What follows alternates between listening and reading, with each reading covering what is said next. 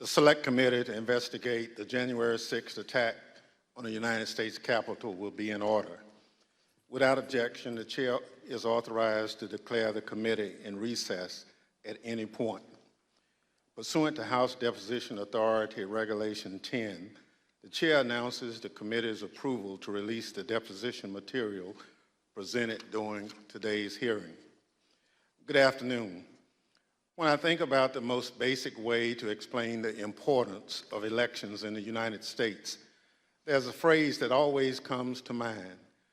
It may sound straightforward, but it's meaningful.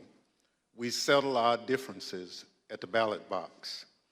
Sometimes my choice prevails, sometimes yours does, but it's that simple. We cast our votes, we count the votes. If something seems off with the results, we can challenge them in court, and then we accept the results. When you're on the losing side, that doesn't mean you have to be happy about it. And in the United States, there's plenty you can do and say so.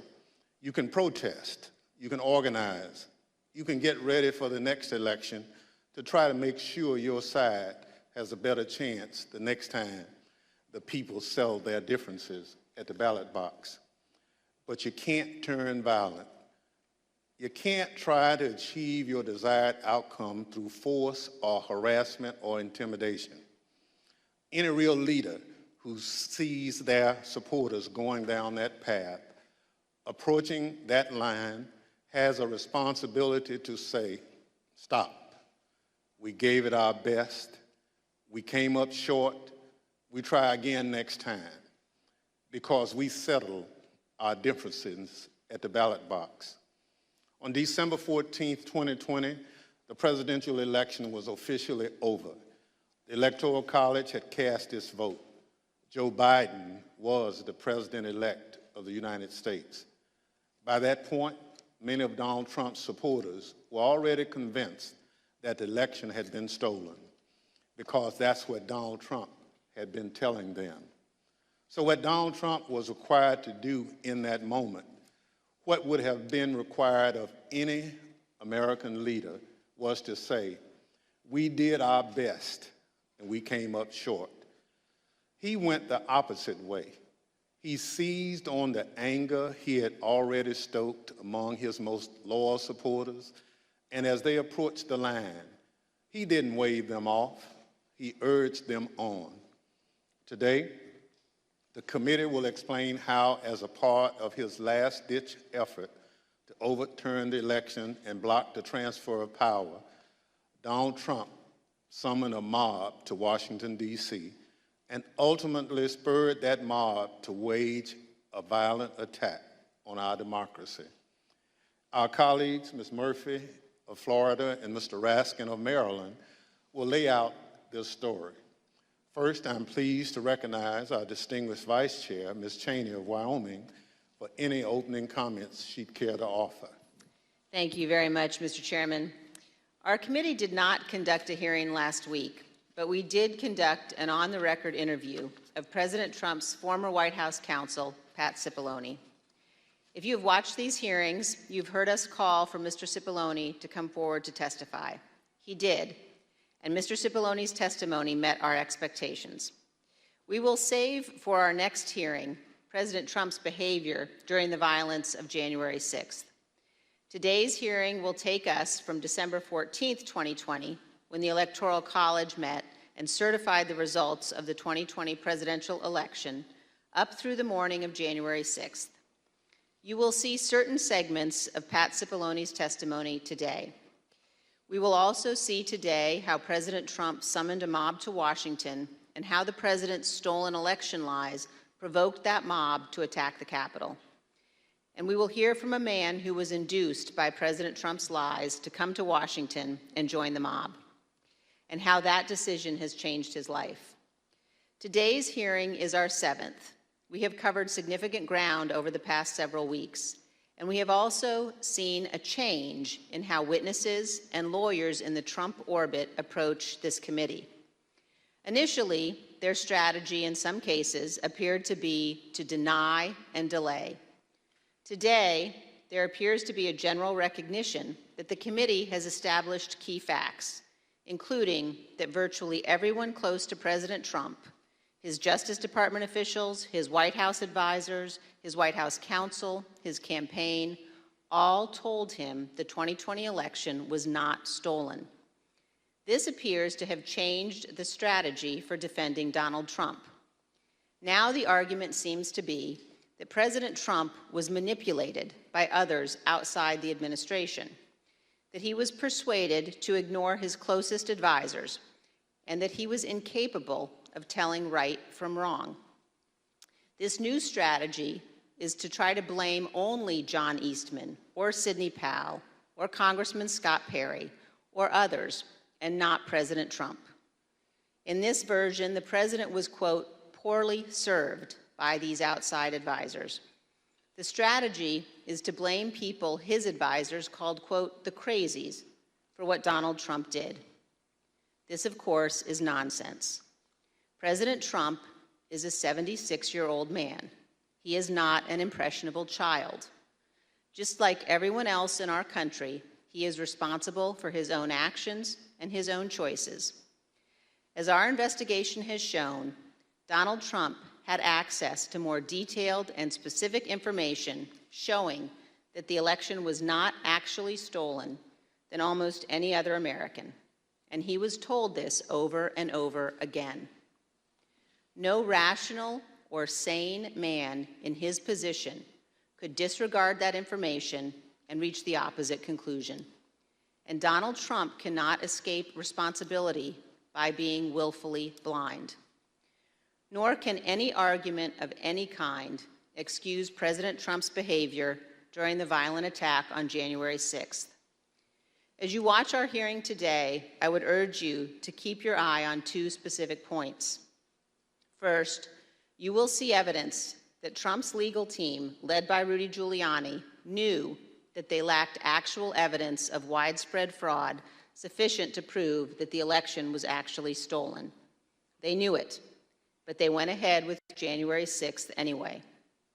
And second, consider how millions of Americans were persuaded to believe what Donald Trump's closest advisors in his administration did not.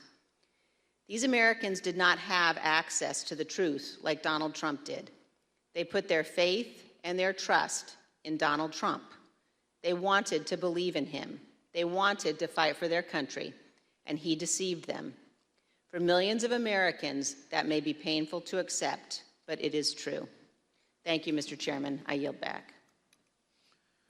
Without objection, the chair recognizes the gentlewoman from Florida, Ms. Murphy, and the gentleman from Maryland, Mr. Raskin, for opening statements. Thank you, Mr. Chairman.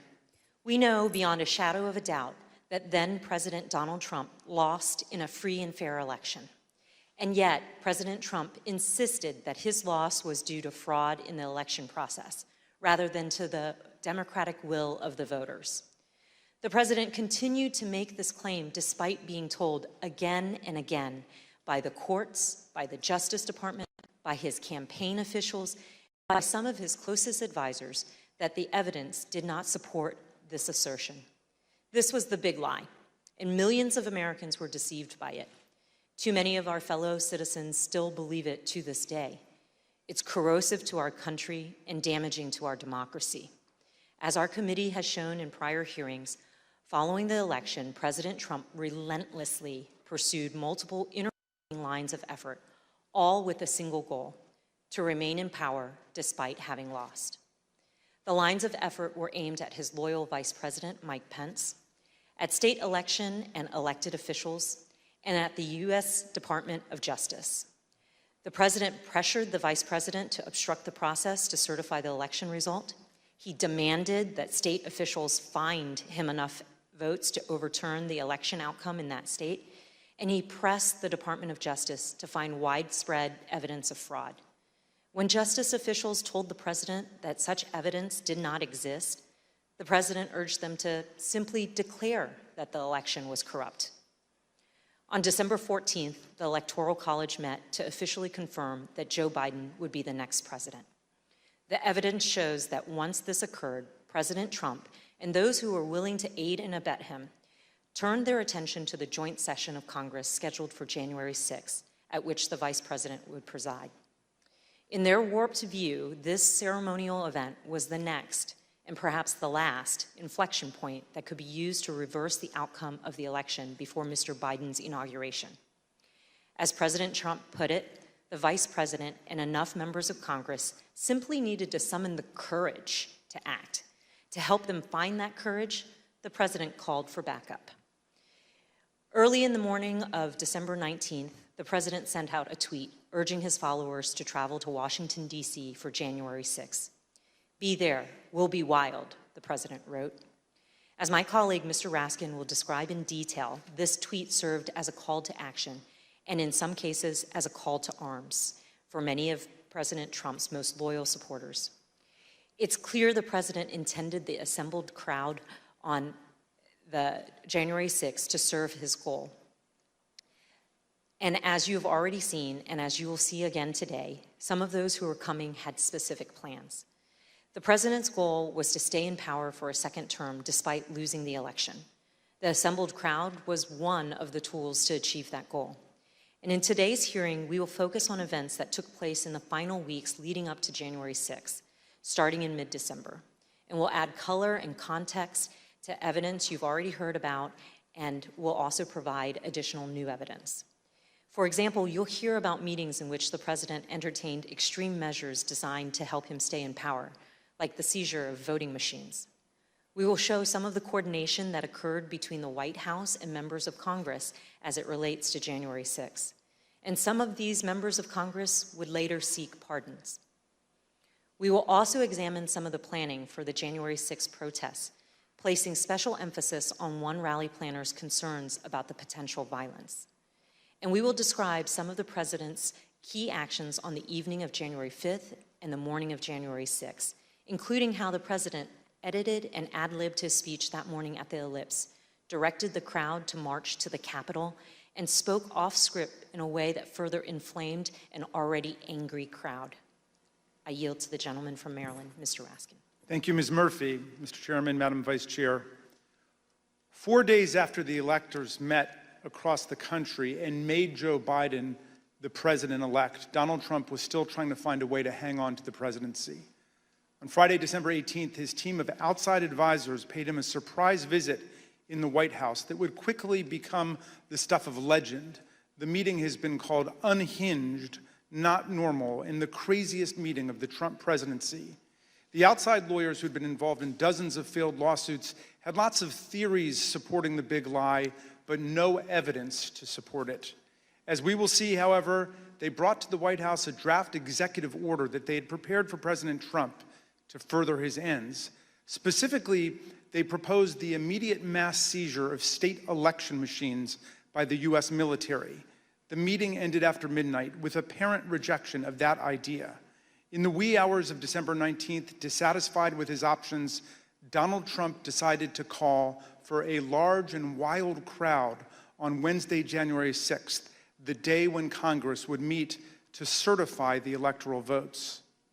Never before in American history had a president called for a crowd to come contest the counting of electoral votes by Congress, or engaged in any effort designed to influence, delay, or obstruct the joint session of Congress in doing its work required by our Constitution and the Electoral Count Act.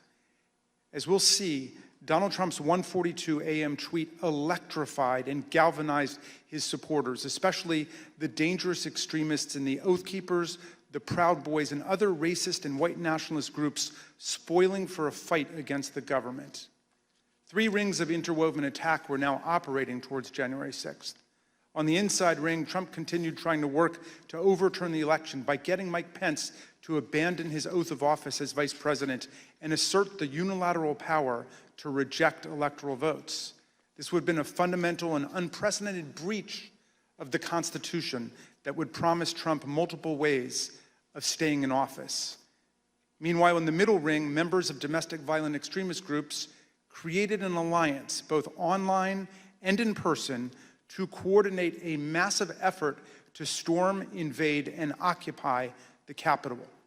By placing a target on the joint session of Congress, Trump had mobilized these groups around a common goal, emboldening them, strengthening their working relationships, and helping build their numbers.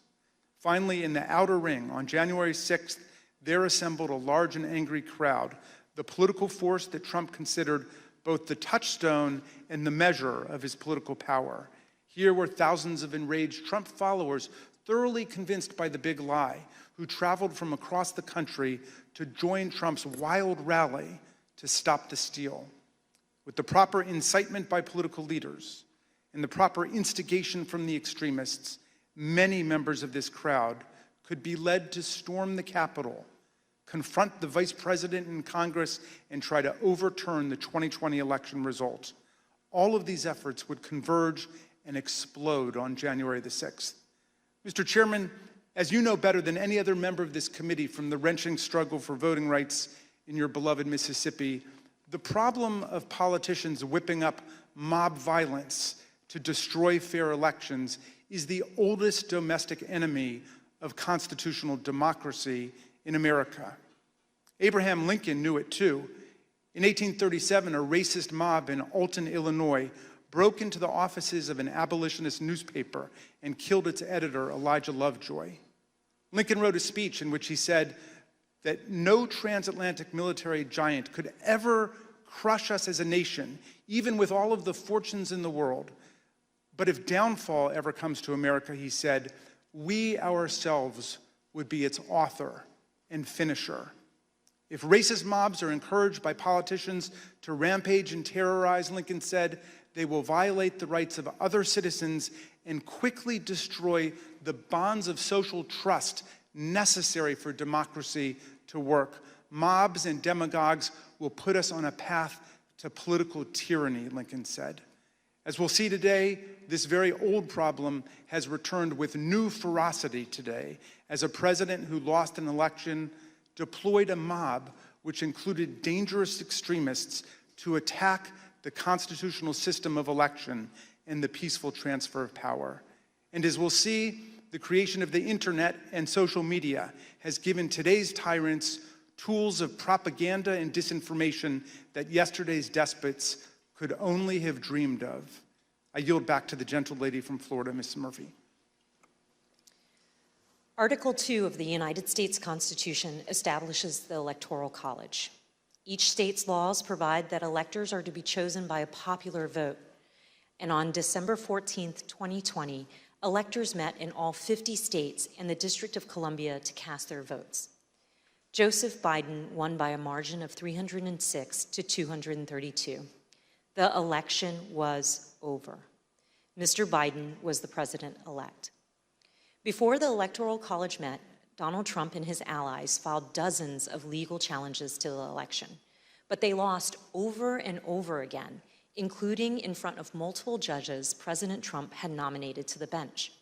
In many of these cases, the judges were highly critical of the arguments put forward, explaining that no genuine evidence of widespread fraud had been presented. For example, a federal judge in Pennsylvania said, "This court has been presented with strained legal arguments without merit and speculative accusations unsupported by evidence. In the United States of America, this cannot justify the disenfranchisement of a single voter, let alone all the voters of its sixth most populated state." On December 15th, after the Electoral College certified the outcome, the Republican Majority Leader in the Senate acknowledged Mr. Biden's victory. Yesterday, electors met in all 50 states. So as of this morning, our country has officially a president-elect and a vice president-elect. Many millions of us had hoped the presidential election would yield a different result. But our system of government has processes to determine who will be sworn in on January the 20th. The Electoral College has spoken. So today I want to congratulate President-elect Joe Biden.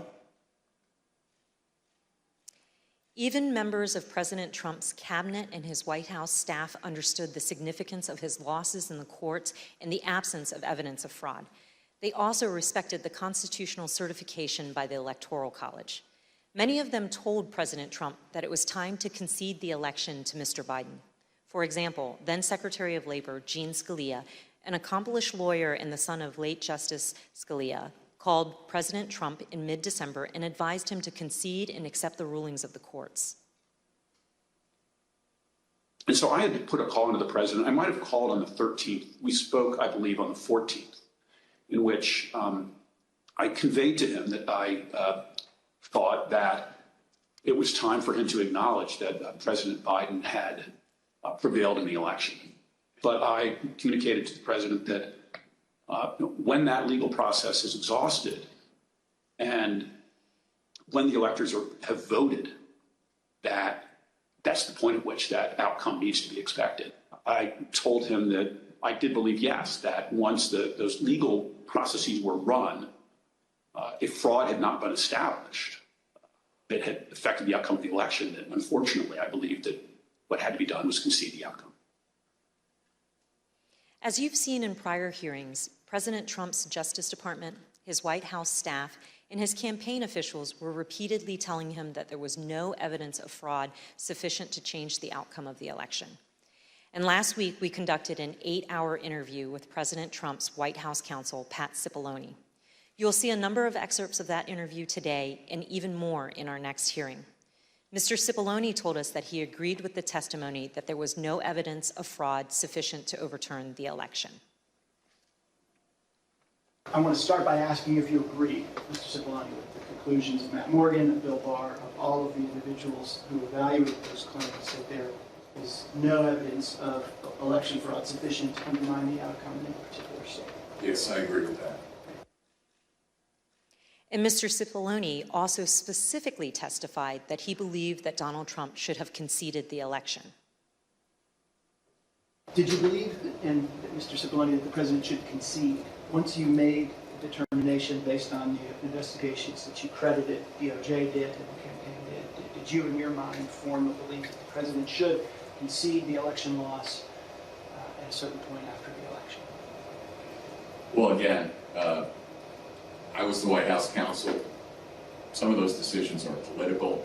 So to the extent that, but if your question is, did I believe he should concede the election at a point in time? Yes, I did.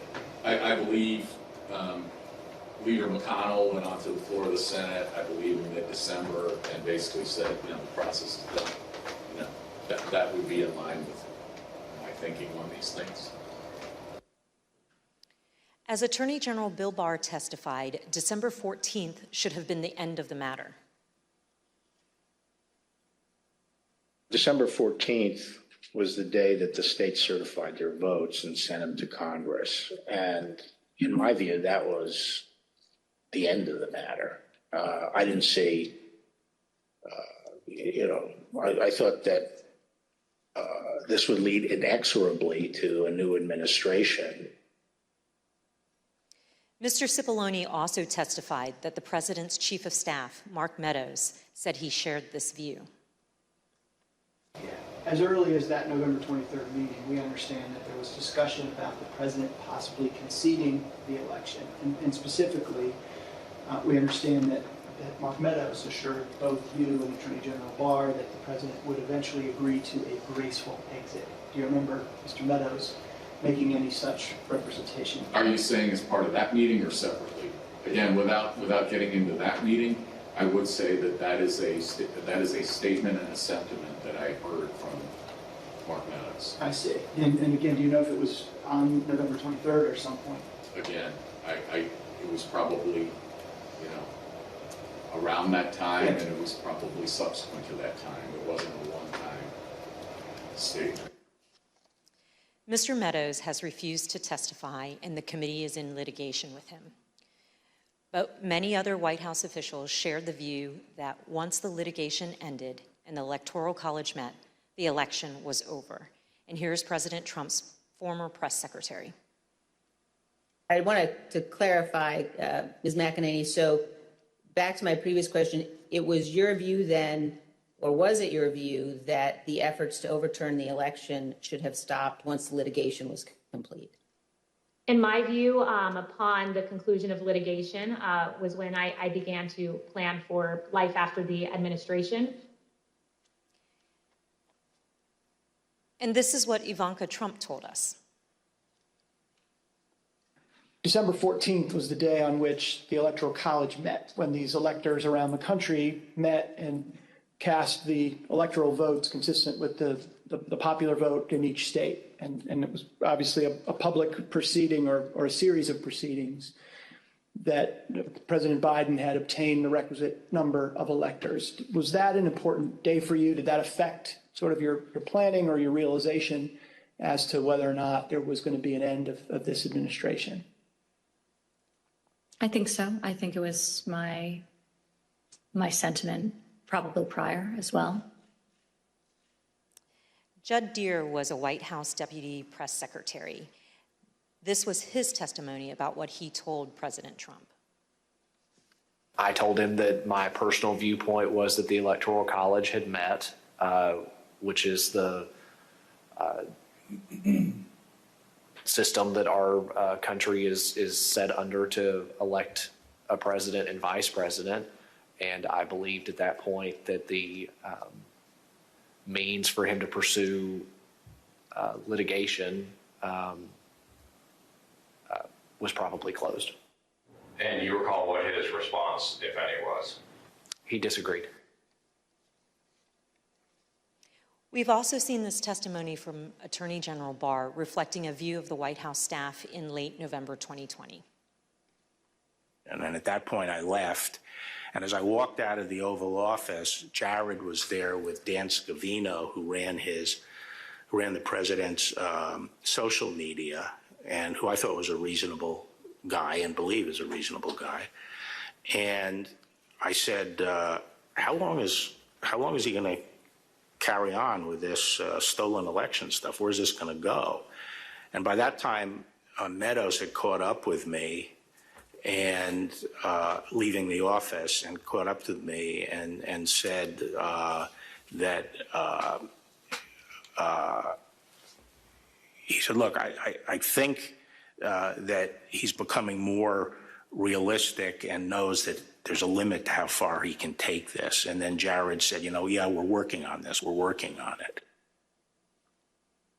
Likewise, in this testimony, Cassidy Hutchinson, an aide to Mark Meadows, described her conversations with President Trump's Director of National Intelligence, John Ratcliffe, a former Republican congressman.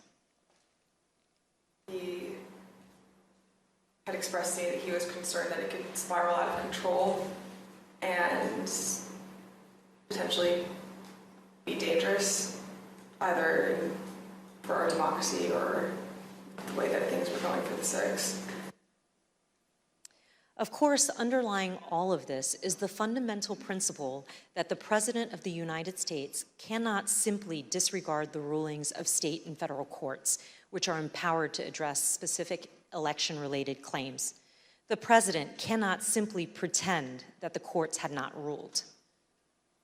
By that time, the President or his associates had lost 60 out of 61 cases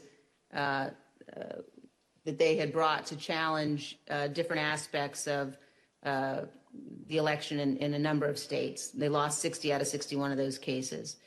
So by the time we get to January 3rd, that's been clear.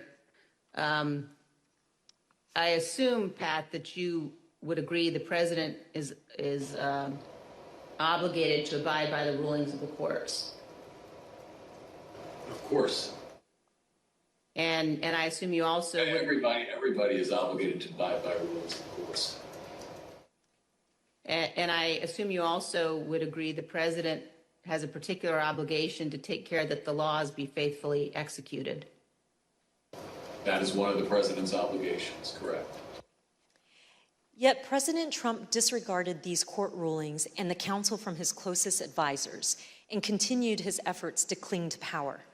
In our prior hearings, you have heard considerable testimony about President Trump's attempts to corruptly pressure Vice President Pence to refuse to count electoral votes, to corrupt the Department of Justice, to pressure state officials and state legislatures, and to create and submit a series of fake electoral slates.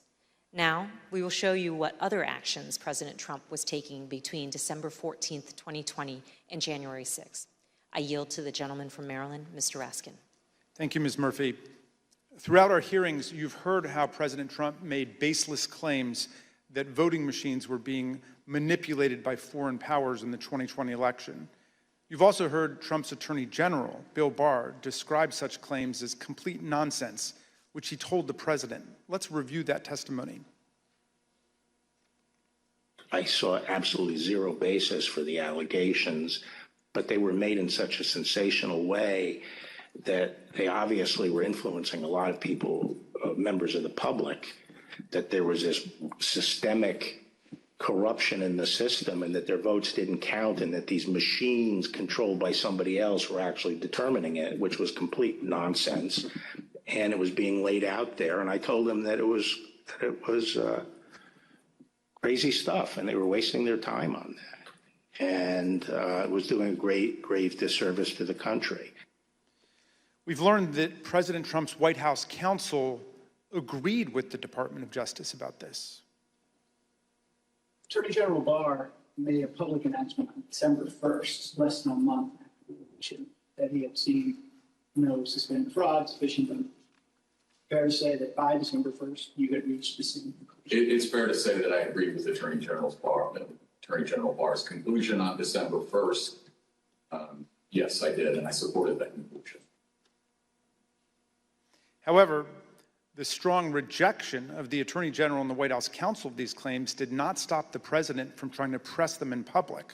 But that's not all he did. Indeed, as you'll see in this clip, the president asked Attorney General Bill Barr to have the Department of Justice seize voting machines in the states. My recollection is the president said something like, well, we could get to the bottom, some people say we could get to the bottom of this if the department seized the machines. It was a typical way of raising a point. And I said, absolutely not. There's no probable cause, and I'm not going to seize any machines. And that was that. Yeah. But this wasn't the end of the matter. On the evening of December 18th, 2020, Sidney Powell, General Michael Flynn, and others entered the White House for an unplanned meeting with the president, the meeting that would last multiple hours and become hot-blooded and contentious. The executive order behind me on the screen was drafted on December the 16th, just 2 days after the Electoral College vote, by several of the president's outside advisors over a luncheon at the Trump International Hotel. As you can see here, this proposed order directs the Secretary of Defense to seize voting machines, quote, effective immediately, but it goes even further than that. Under the order, President Trump would appoint a special counsel with the power to seize machines and then charge people with crimes with all resources necessary to carry out her duties. The specific plan was to name Sidney Powell as special counsel, the Trump lawyer who had spent the post-election period making outlandish claims about Venezuelan and Chinese interference in the election, among others. Here's what White House counsel Pat Cipollone had to say about Sidney Powell's qualifications to take on such expansive authority. I don't think Sidney Powell would say that I thought it was a good idea to appoint her special counsel. I was vehemently opposed. I didn't think she should have been appointed to anything. Sidney Powell told the president that these steps were justified because of her evidence of foreign interference in the 2020 election. However, as we've seen, Trump's allies had no such evidence and, of course, no legal authority for the federal government to seize state voting machines. Here's Mr. Cipollone again denouncing Sidney Powell's terrible idea. There was a real question in my mind and a real concern, particularly after the Attorney General had reached the conclusion that there wasn't sufficient election fraud to change the outcome of the election. When other people kept suggesting that there was, the answer is, what is it? And at some point, you have to put up or shut up. That was my view. Why was this, on a broader scale, a bad idea for the country? To have the federal government seize voting machines, it's a terrible idea for the country. That's not how we do things in the United States. There's no legal authority to do that. And there is a way to contest elections, that happens all the time. But the idea that the federal government could come in and seize election machines, I don't understand why we even have to tell you why that's a bad idea for the country. It's a terrible idea. For all of its absurdity, the December 18th meeting was critically important because President Trump got to watch up close for several hours as his White House counsel and other White House lawyers destroyed the baseless factual claims and ridiculous legal arguments being offered by Sidney Powell, Mike Flynn, and others.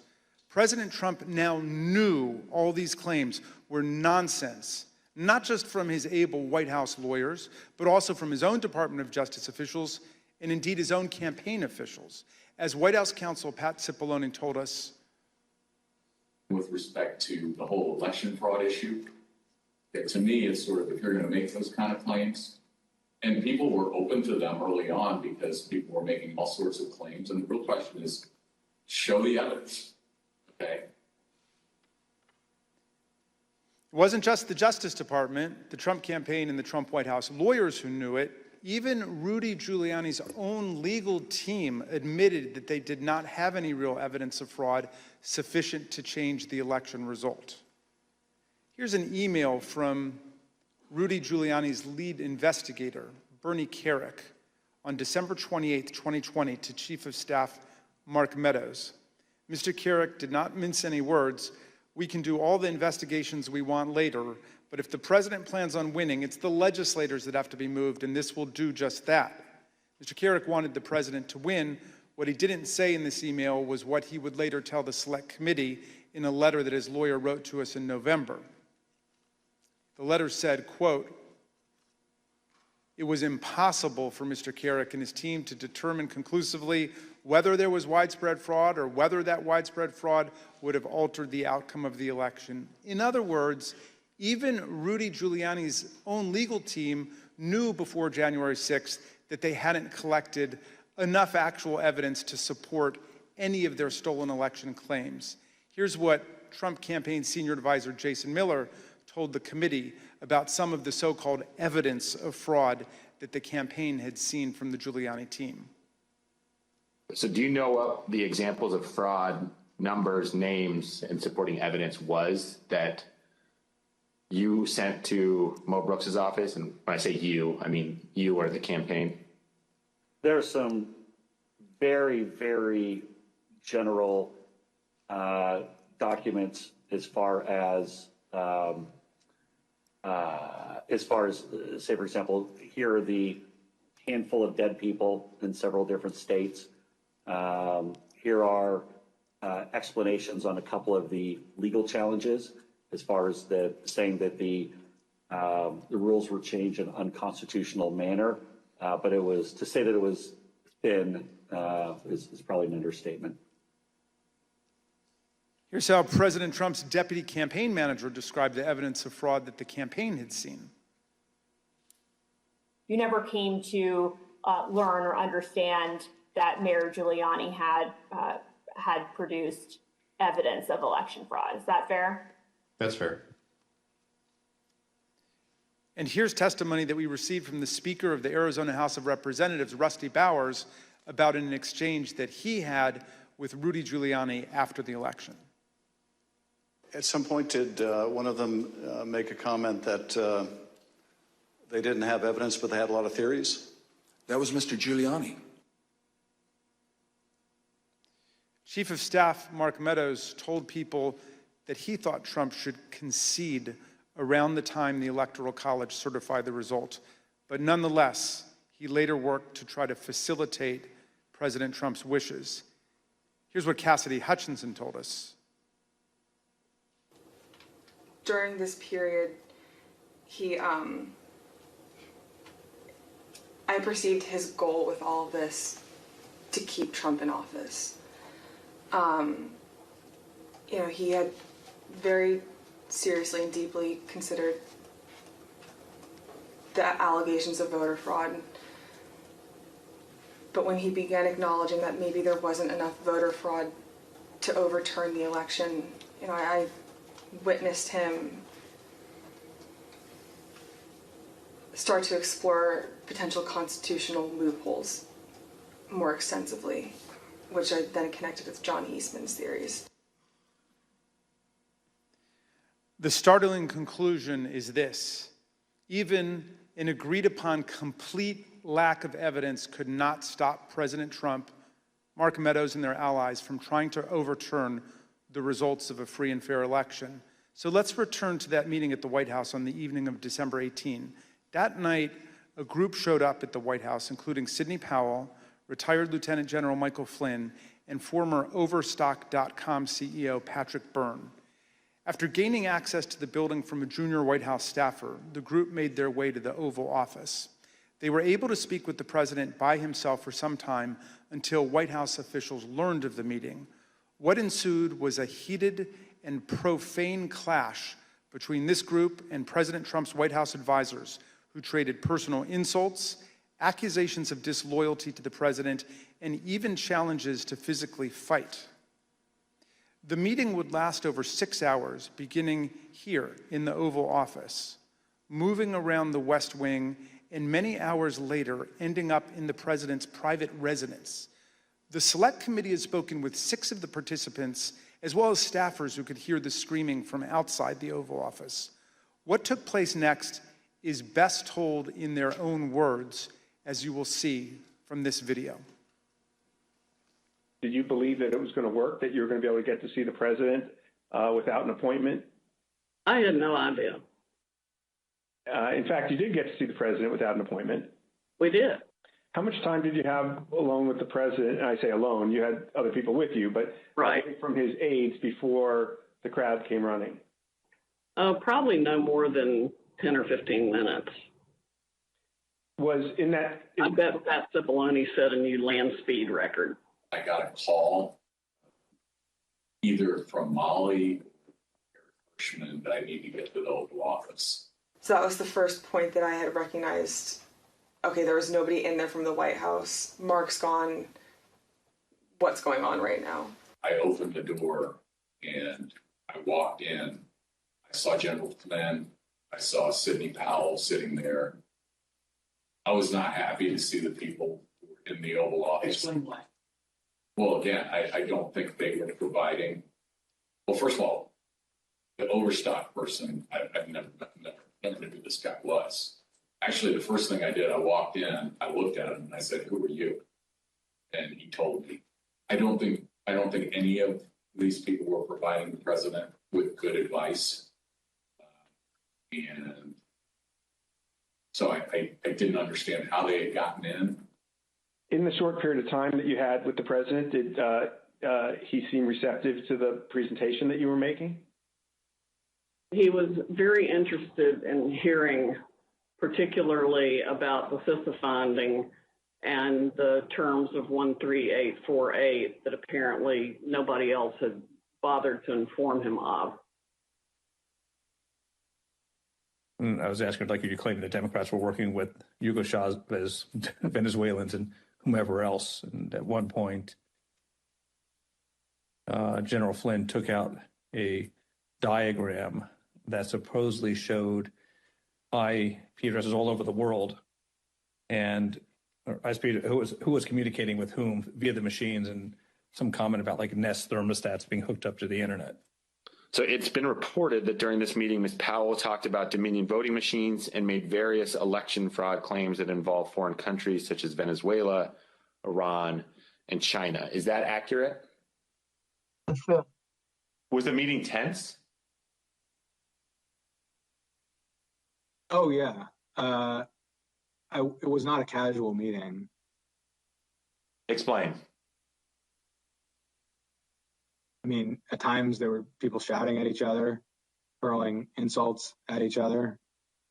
It wasn't just sort of people sitting around on a couch, like chit-chatting. Do you recall whether he raised to Ms. Powell the fact that she and the campaign had lost all of the 60 cases that they had brought in litigation? Yes, he raised that. And what was the response? I don't remember what she said. I don't think it was a good response. Cipollone and Hirschman and whoever the other guy was showed nothing but contempt and disdain of the president. Yeah, I remember the three of them were really sort of forcefully attacking me verbally. Eric, Derek, and we were pushing back, and we were asking one simple question as a general matter. Where is the evidence? So, What response did you get when you asked Ms. Powell and her colleagues, where's the a variety of responses based on my current recollection, including, can't believe you would say something like, things like this, like, what do you mean, where's the evidence? You should know, and things like that, or, a disregard, I would say, a general disregard for the importance of actually backing up what you say with facts. And, then there was discussion of, well, we don't have it now, but we will have it or whatever. I mean, if it had been me sitting in his chair, I would have fired all of them that night and had them escorted out of the building. But Derek and I both challenged what she was saying. And she says, well, the judges are corrupt. And I was like, everyone? Every single case that you've done in the country you guys lost, every one of them is corrupt, even the ones we appointed? And I'm being nice. I was much more harsh to her. So one of the other things that's been reported that was said during this meeting was that President Trump told White House lawyers, Mr. Hirschman and Mr. Cipollone, that they weren't offering him any solutions, but Ms. Powell and others were. So why not try what Ms. Powell and others were proposing? Do you remember anything along those lines being said by President Trump? I do. That sounds right. I think that it got to the point where the screaming was completely out there. I mean, you get people walk in, it was late at night, it had been a long day, and what they were proposing, I thought was nuts. I'm gonna categorically describe it as, you guys are not tough enough. Or maybe I put it another way, you're a bunch of pussies. Excuse the expression, but I'm almost certain the word was used. Flynn screamed at me that I was a quitter and everything, kept on standing up and turning around and screaming at me. And then at a certain point I had it with him. So I yelled back. Either come over or sit your effing ass back down. The president and the White House team went upstairs to the residence, but to the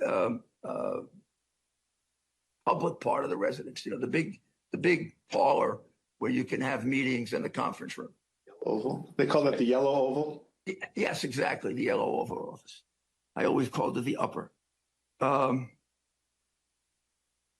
I'm not exactly sure where the Sydney group went. I think maybe the Roosevelt room. And I stayed in the cabinet room, which is kind of cool. I really like that. All by myself. At the end of the day, we landed where we started the meeting, at least from a structural standpoint, which was Sidney Powell was fighting, Mike Flynn was fighting. They were looking for avenues that would result in President Trump remaining President Trump for a second term.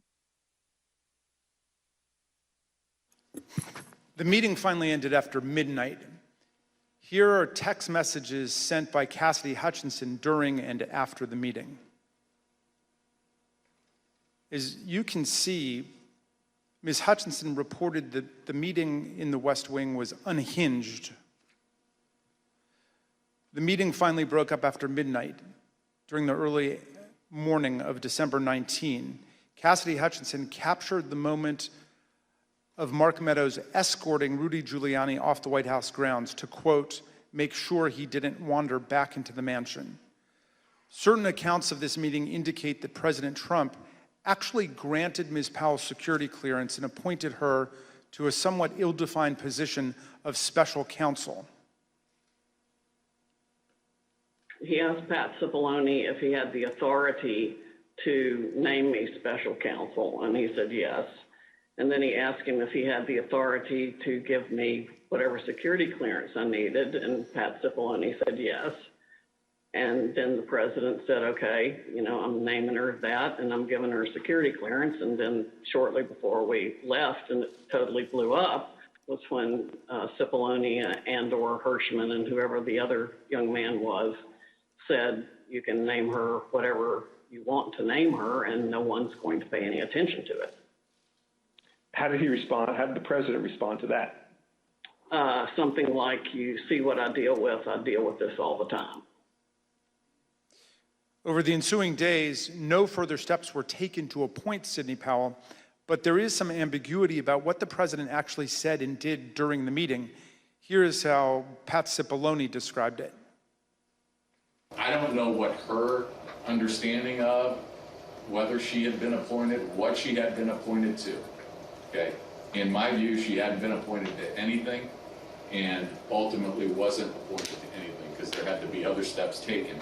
So that was my view when I left the meeting, but she may have a different view and others may have a different view, and the president may have a different view. Were any steps taken, including the president himself telling her she'd been appointed? Again, I'm not going to get into what the president said in the meeting. My recollection is you're not appointed till steps are taken to get the paperwork done. And when I left the meeting, okay, I guess what I'm trying to say is I'm not going to get into what the president said or said he wanted. Mr. Cipollone, when the matter continued to flare up over the next several days, was it your understanding that Sidney Powell was still seeking an appointment, or that she was asserting that she had been appointed by the president at the December 18 meeting? Now that you mention it, probably both. In terms of I think she may have been of the view that she had been appointed and was seeking to, get that done, and that she should be appointed. As you listen to these clips, remember that Ms. Powell, the person who President Trump tried to make special counsel, was ultimately sanctioned by a federal court and sued by Dominion Voting Systems for defamation. In her own defense to that lawsuit, Sidney Powell argued that, quote, no reasonable person would conclude that the statements were truly statements of fact. Not long after Sidney Powell, General Flynn, and Rudy Giuliani left the White House in the early hours of the morning, President Trump turned away from both his outside advisors' most outlandish and unworkable schemes and his White House counsel's advice to swallow hard and accept the reality of his loss. Instead, Donald Trump issued a tweet that would galvanize his followers, unleash a political firestorm, and change the course of our history as a country. Trump's purpose was to mobilize a crowd. And how do you mobilize a crowd in 2020? With millions of followers on Twitter, President Trump knew exactly how to do it. At 1:42 a.m. on December 19, 2020, shortly after the last participants left the unhinged meeting, Trump sent out the tweet with his explosive invitation. Trump repeated his big lie and claimed it was, quote, statistically impossible to have lost the 2020 election, before calling for a big protest in D.C. on January 6th. Be there, will be wild. Trump supporters responded immediately.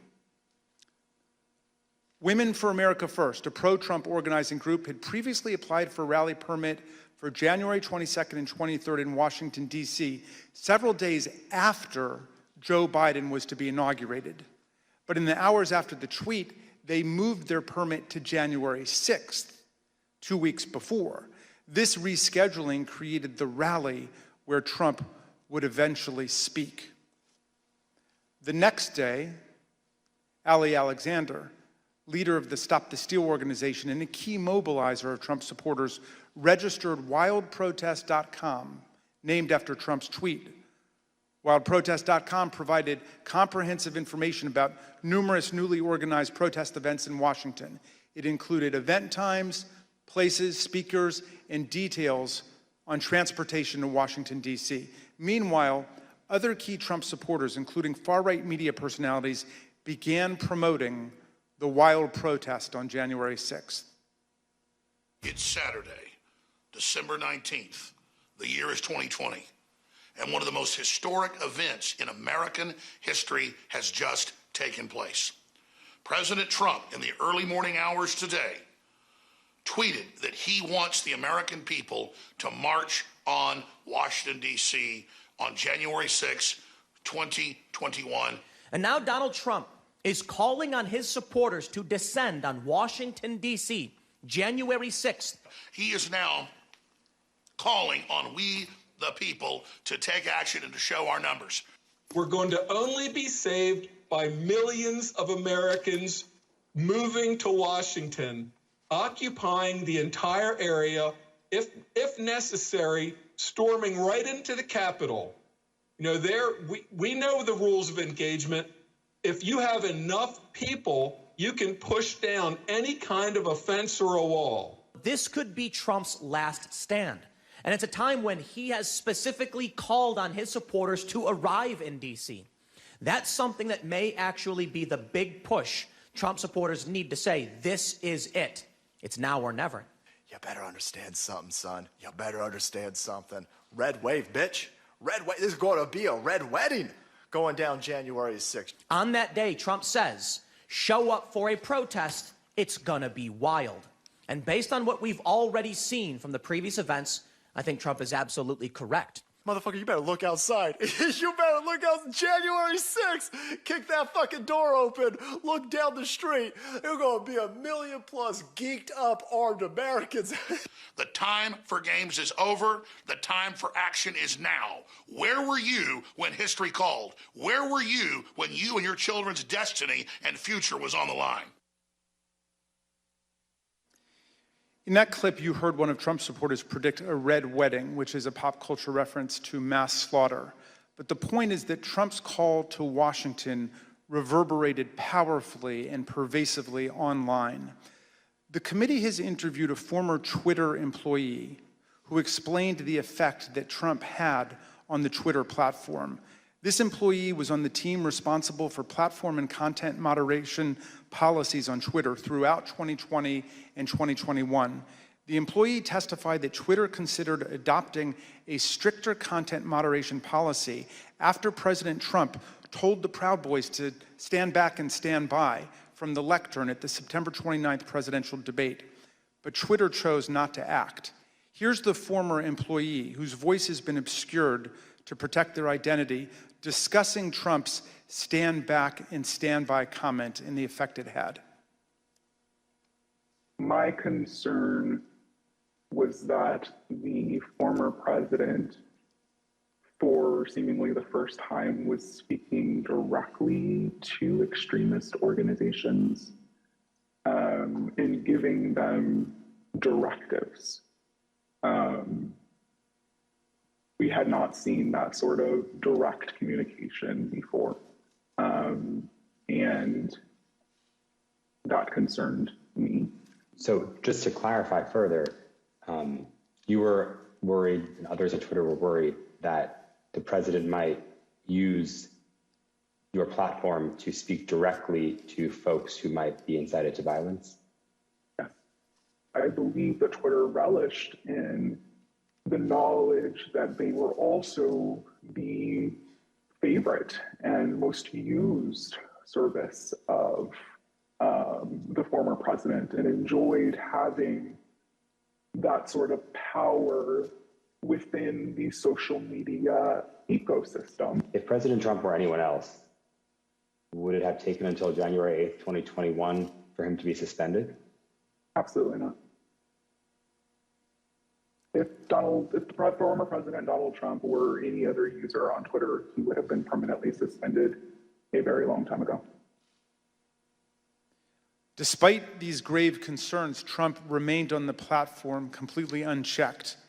Then came the December 19 tweet and everything it inspired.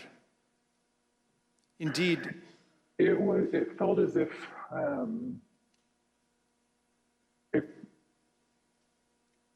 a mob was being organized, and they were gathering together their weaponry and their logic and their reasonings behind why they were prepared to fight prior to December 19th.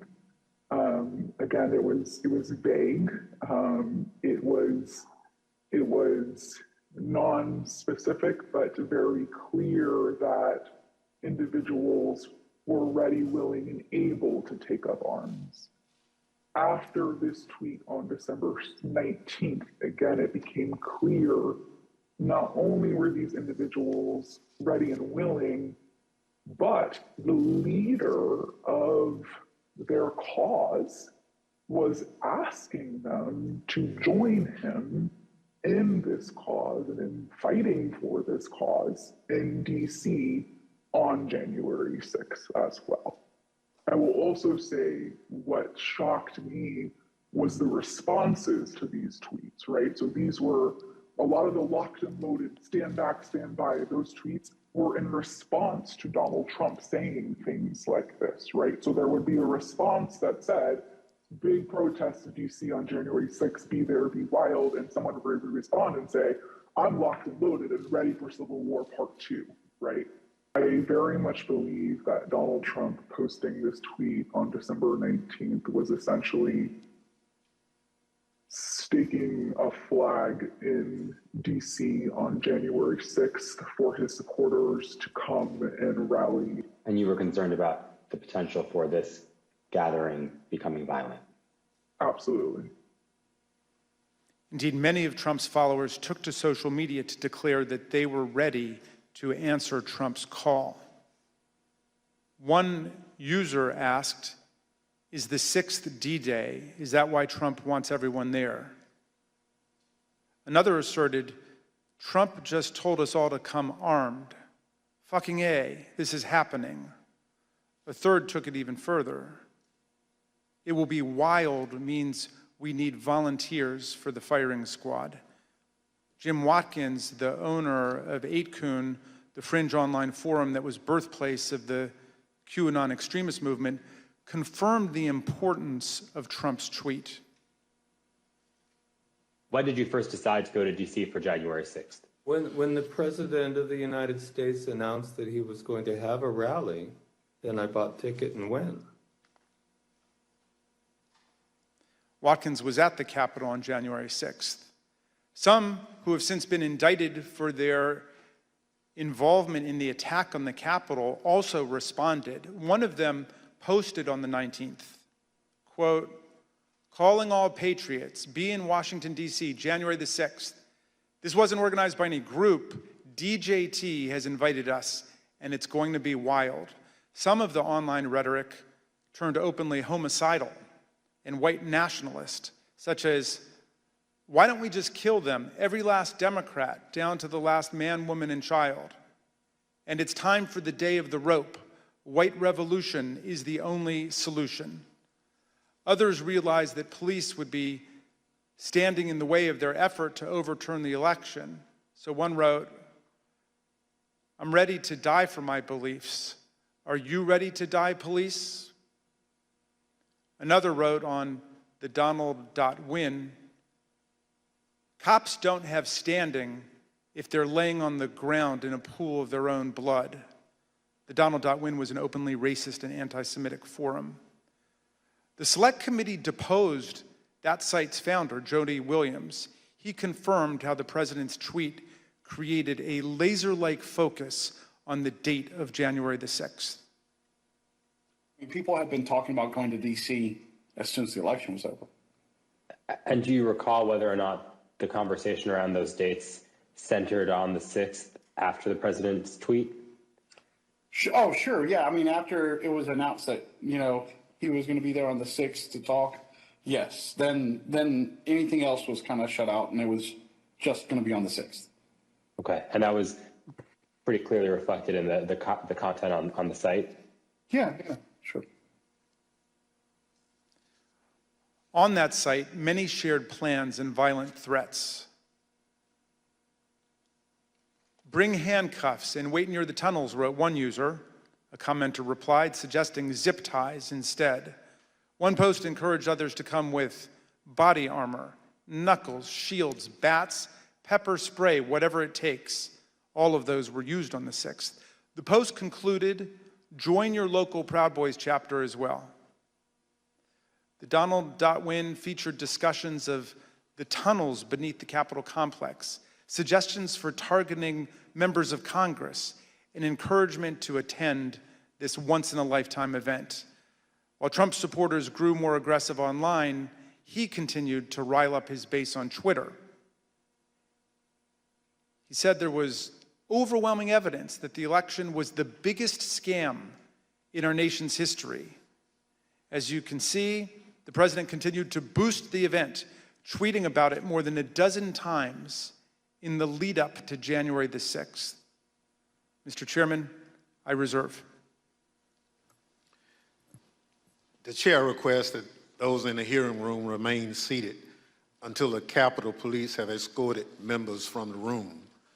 Pursuant to the order of the committee of today, the chair declares the committee in recess for a period of approximately 10 minutes.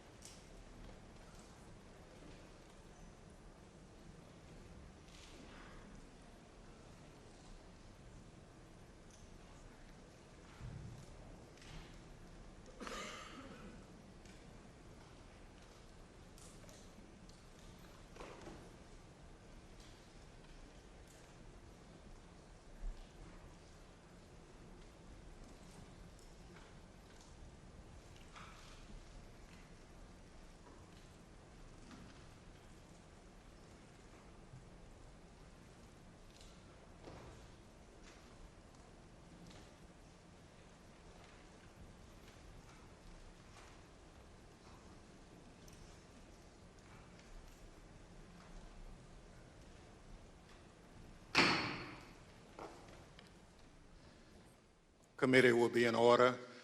The chair recognizes the gentleman from Maryland, Mr. Raskin. Mr. Chairman, President Trump's tweet drew tens of thousands of Americans to Washington to form the angry crowd that would be transformed on January the 6th into a violent mob. Dr. Donnell Harvin, who was the Chief of Homeland Security and Intelligence for D.C., told the committee how his team saw Trump's December 19th tweet unite violent groups across the spectrum on the far right. We got derogatory information from OSINT suggesting that some very, very violent individuals were organizing to come to D.C. And not only were they organizing to come to D.C., but they were these groups, these non-aligned groups were aligning. And so all the red flags went up at that point. You know, when you have armed militia, collaborating with white supremacy groups, collaborating with conspiracy theory groups online, all for the common goal, you start seeing what we call in terrorism a blended ideology, and that's a very, very bad sign. Then when they were clearly across, not just across one platform, but across multiple platforms of these groups coordinating, not just like chatting, hey, how's it going? You know, what's the weather like where you're at? But like, what are you bringing? What are you wearing? Where do we meet up?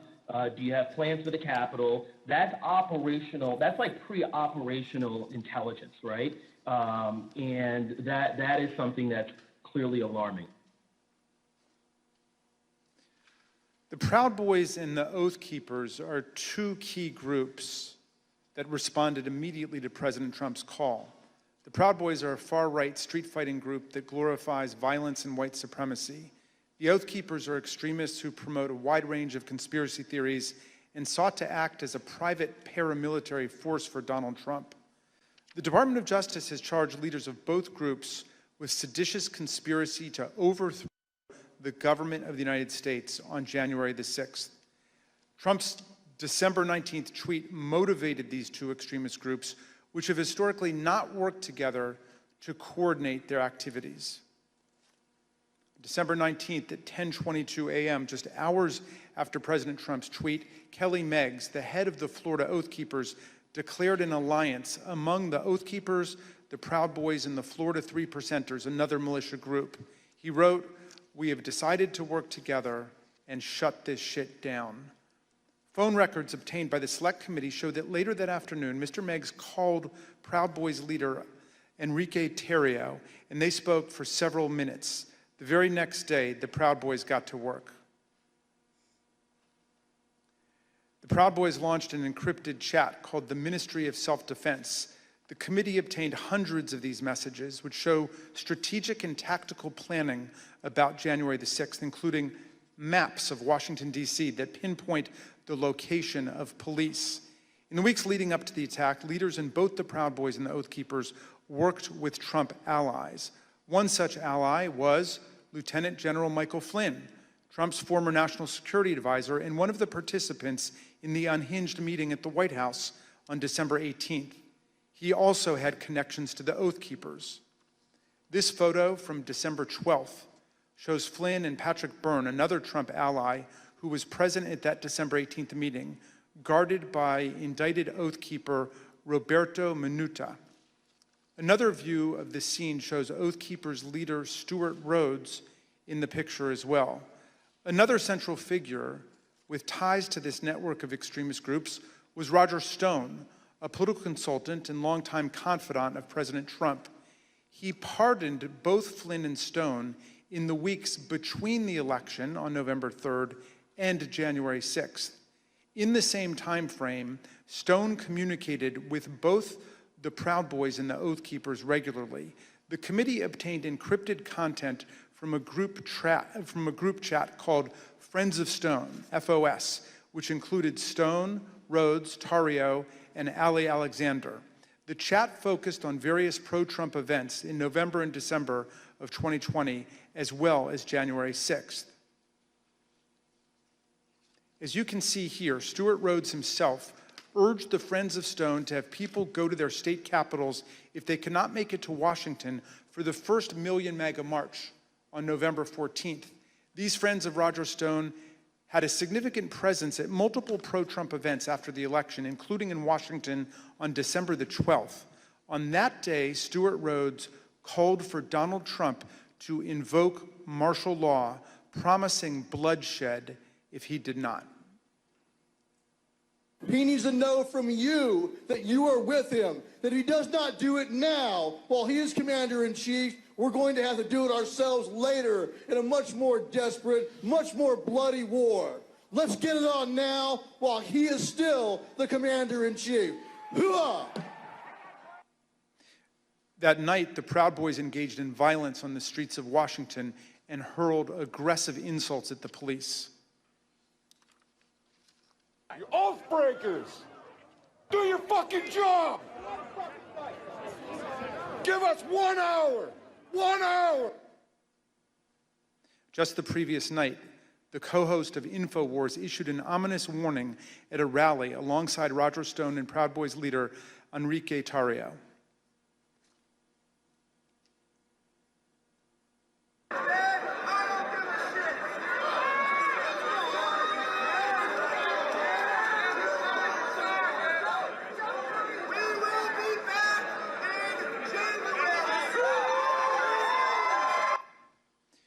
Encrypted chats obtained by the Select Committee show that Kelly Meggs, the indicted leader of the Florida Oath Keepers, spoke directly with Roger Stone about security on January 5th and 6th. In fact, on January 6th, Stone was guarded by 2 Oath Keepers who have since been criminally indicted for seditious conspiracy.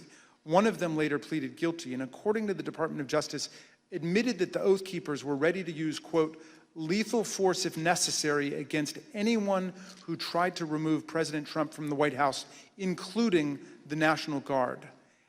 As we've seen, the Proud Boys were also part of the Friends of Stone network. Stone's ties to the Proud Boys go back many years. He's even taken their so-called fraternity creed, required for the first level of initiation to the group.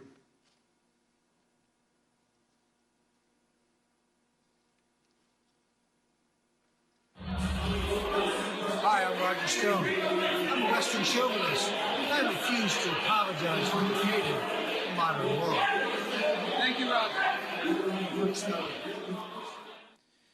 Kelly Sorrell, a lawyer who assists the Oath Keepers and a volunteer lawyer for the Trump campaign, explained to the committee how Roger Stone and other figures brought extremists of different stripes and views together. You mentioned that Mr. Stone wanted to start the Stop the Steal series of rallies. Who did you consider the leader of these rallies? It sounds like, from what you just said, it was Mr. Stone, Mr. Jones, and Mr. Ali Alexander. Is that correct? Those are the ones that became like the center point for everything. We'll learn more from Ms. Murphy about these individuals and their involvement in the days leading up to the violent attack on January 6th. We'll also hear how they were allowed to speak at a rally for President Trump the night before January 6th, even though organizers had expressed serious concerns about their violent and extremist rhetoric directly to Mark Meadows. And you'll hear testimony from White House aides who were with the president as he watched the crowd from the Oval Office and will testify about how excited he was for the following day. Let me note now that our investigation continues on these critical issues. We have only shown a small fraction of what we have found. I look forward to the public release of more of our findings later, Mr. Chairman, and I now yield back. Gentleman yields back. Chair recognizes the gentlewoman from Florida, Ms. Murphy. During our most recent hearing, the committee showed some evidence of what President Trump, Chief of Staff Mark Meadows, and other White House officials knew about the potential for violence on January 6th. And despite this information, they made no effort to cancel the rally, halt the march to the Capitol, or even to lower the temperature among President Trump's supporters. Katrina Pearson, one of the organizers of January 6th rally and a former campaign spokeswoman for President Trump, grew increasingly apprehensive after learning that multiple activists had been proposed as speakers for the January 6th rally. These included some of the people we discussed earlier in this hearing: Roger Stone, a longtime outside advisor to President Trump. Alex Jones, the founder of the conspiracy theory website InfoWars, and Ali Alexander, an activist known for his violent political rhetoric. On December 30th, Ms. Pearson exchanged text messages with another key rally organizer about why people like Mr. Alexander and Mr. Jones were being suggested as speakers at the president's rally on January 6th. Ms. Pearson's explanation was POTUS, and she remarked that the president likes the crazies.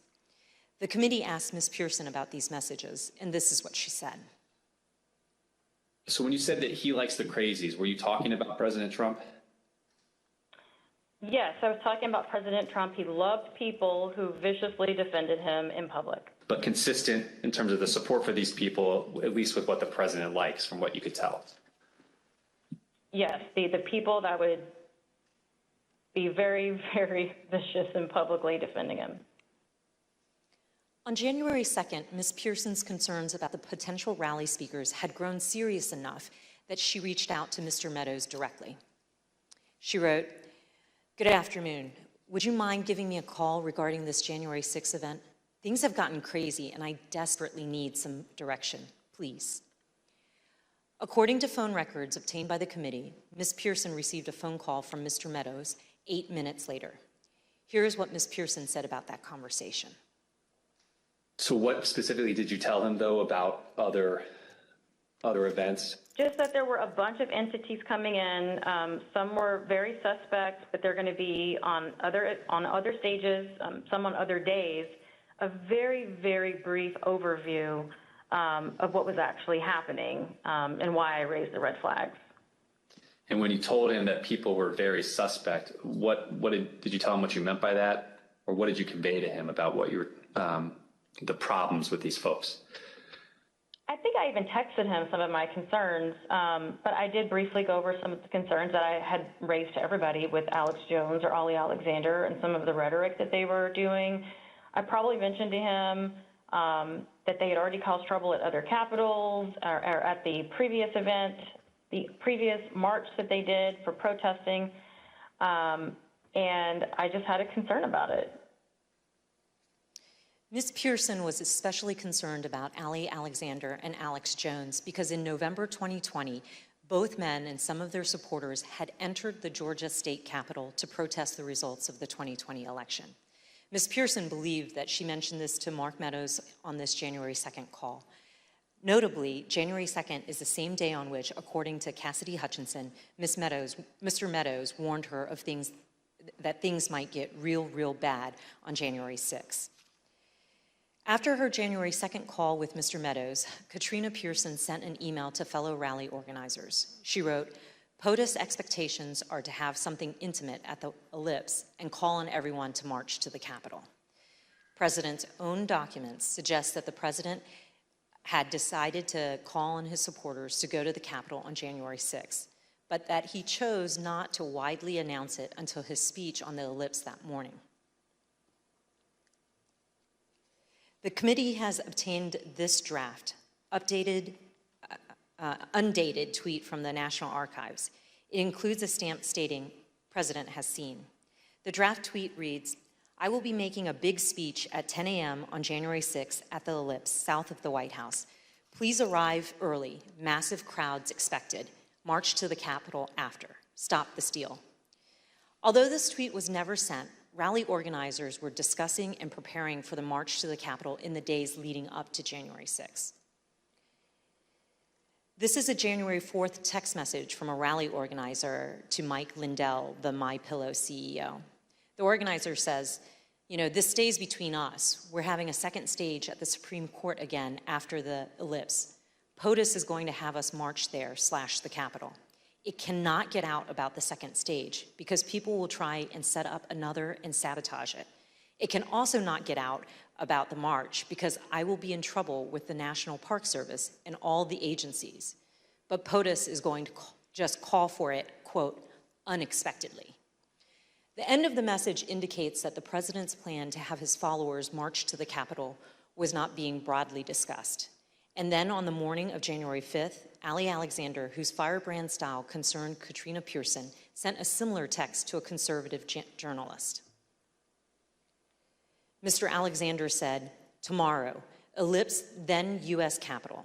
Trump is supposed to order us to the Capitol at the end of his speech, but we will see." President Trump did follow through on his plan, using his January 6th speech to tell his supporters to march to the Capitol on January 6th. The evidence confirms that this was not a spontaneous call to action, but rather was a deliberate strategy decided upon in advance by the president. Another part of the president's strategy involves certain members of Congress who amplified his unsupported assertions that the election had been stolen.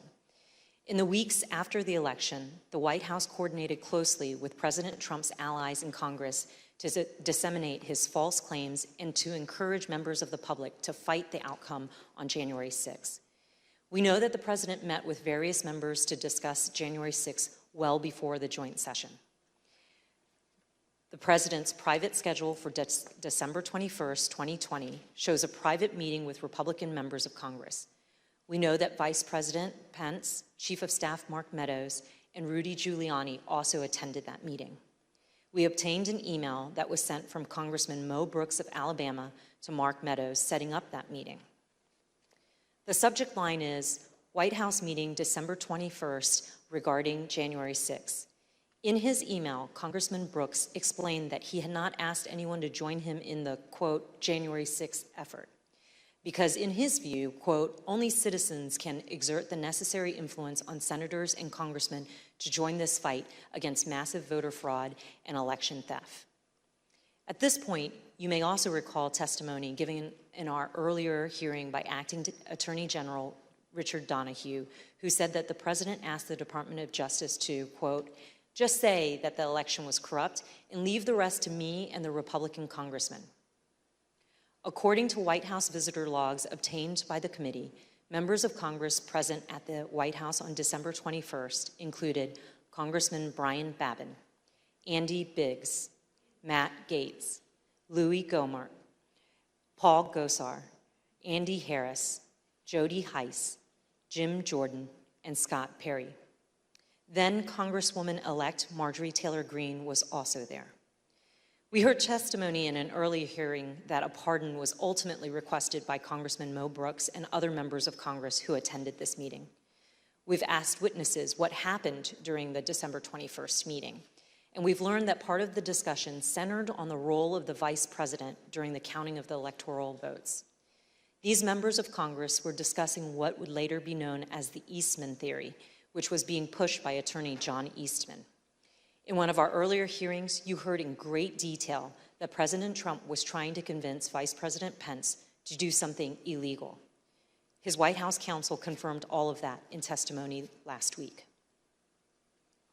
Your view, Mr. Cipollone, upon those discussions with Mr. Philbin, with Greg Jacob, what was your assessment as to what the Vice President could or could not do in the joint session? What was my assessment about what he could or couldn't do? Yes, your view of the issue. My view was that the vice president didn't have the legal authority to do anything except what he did. They've both told us, Mr. Philbin and Mr. Jacob, that they looked very closely at the Eastman memos, the Eastman theory, and thought that it had no basis, that it was not a strategy that the president should pursue. It sounds like that's consistent with your impression as well. My impression would have been informed certainly by them. Campaign senior advisor Jason Miller told us that Mr. Cipollone thought John Eastman's theories were nutty, something Mr. Cipollone wouldn't refute. We've received testimony from various people about this. One was Jason Miller, who was a campaign, said that what was communicated to me was that Pat Cipollone thought the idea was nutty, and at one point confronted Eastman basically with the same sentiment. I don't have any reason to contradict what he said. On January 4th, John Eastman went to the White House to meet with the president and vice president. Mr. Cipollone tried to participate in this meeting, but he was apparently turned away. You didn't go to the meeting in the Oval Office where Eastman met with the president and with the vice president. Do you remember why you didn't personally attend? I did walk to that meeting, and I did go into the Oval Office with the idea of attending that meeting. And ultimately did not attend that meeting. Why not? The reasons for that are privilege. Okay. Were you asked to not attend the meeting, or did you make a personal decision not to attend the meeting? Again, without getting into privilege. Recall that Greg Jacob, the vice president's counsel, stated that Mr. Eastman acknowledged he would lose 9-0 if his legal theory were challenged in the Supreme Court. Mr. Cipollini had reviewed Mr. Eastman's legal theory and expressed his view repeatedly that the vice president was right. He even offered to take the blame for the vice president's position. I thought that the vice president did not have the authority to do what this meeting suggested under a proper reading of the law. I conveyed that. Okay. I think I actually told somebody, in the vice president's, just blame me. This is, I'm not a politician. I don't, I just said, I'm a lawyer. This is my legal opinion. But let me tell you this. Can I say a word about the vice president? Please. I think the vice president did the right thing. I think he did the courageous thing. I have a great deal of respect for Vice President Pence. I worked with him very closely. I think he understood my opinion. I think he understood my opinion afterwards as well. I think he did a great service to this country. And I think I suggested to somebody that he should be given the Presidential Medal of Freedom for his actions. Earlier this year, a federal district court judge concluded that President Trump and Mr. Eastman, relying on Mr. Eastman's theory, more likely than not violated multiple federal criminal laws in their pressure campaign against the vice president. Also recall earlier in this hearing, we saw that Rudy Giuliani's team did not have actual evidence of fraud sufficient to change the result of the election. That's important because as January 6th approached, the Republican members of the House and Senate were looking for reason to object to the electors, and no real evidence was ever given to them. And we know that Republican members of the House received a memorandum from the chairwoman of the House Republican Caucus in the days before January 6th, explaining in detail the many constitutional and legal problems with objections and describing the principal judicial rulings dismissing the claims of widespread fraud. But their plan to object to the certification of the election on January 6th went forward anyway. The next day, on January 5th, the day before the attack on the Capitol, tens of thousands of people converged on Washington. While certain close associates of President Trump privately expressed concerns about what would occur on January 6th, other members of the president's inner circle spoke with great anticipation about the events to come. The committee has learned from the White House phone logs that the president spoke to Steve Bannon, his close advisor, at least twice on January 5th. The first conversation they had lasted for 11 minutes. Listen to what Mr. Bannon said that day after the first call he had with the president. All hell is going to break loose tomorrow.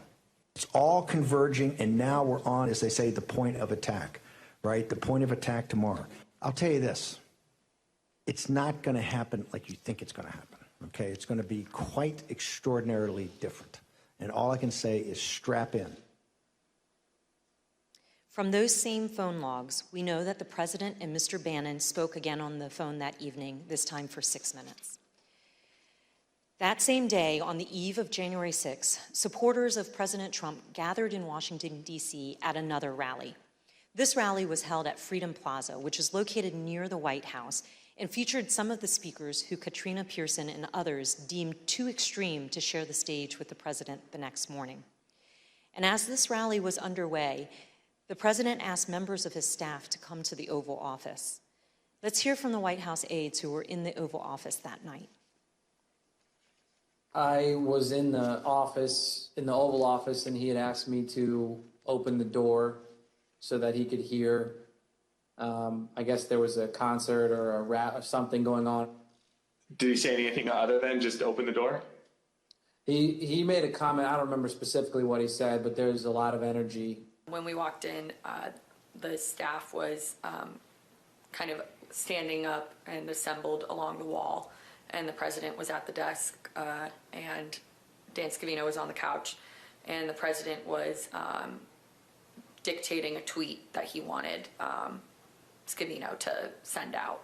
Then the president started talking about the rally the next day.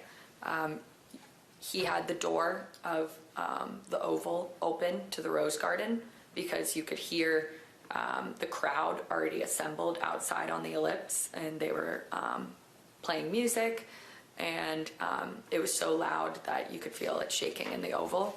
He was in a very good mood, and I say that because he had not been in a good mood for weeks leading up to that, and then it seemed like he was in a fantastic mood that evening. He asked if members of Congress would be with him tomorrow. And what do you understand by meaning voting in his favor as opposed to physically with him or anything like that? Yeah, and I took that to mean not voting to certify the election.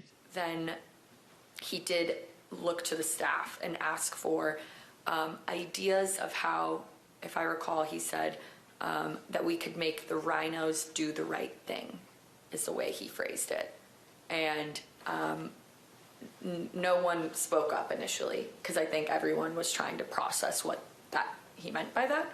The president was making notes then, talking then about we should go up to the Capitol. What's the best route to go to the Capitol?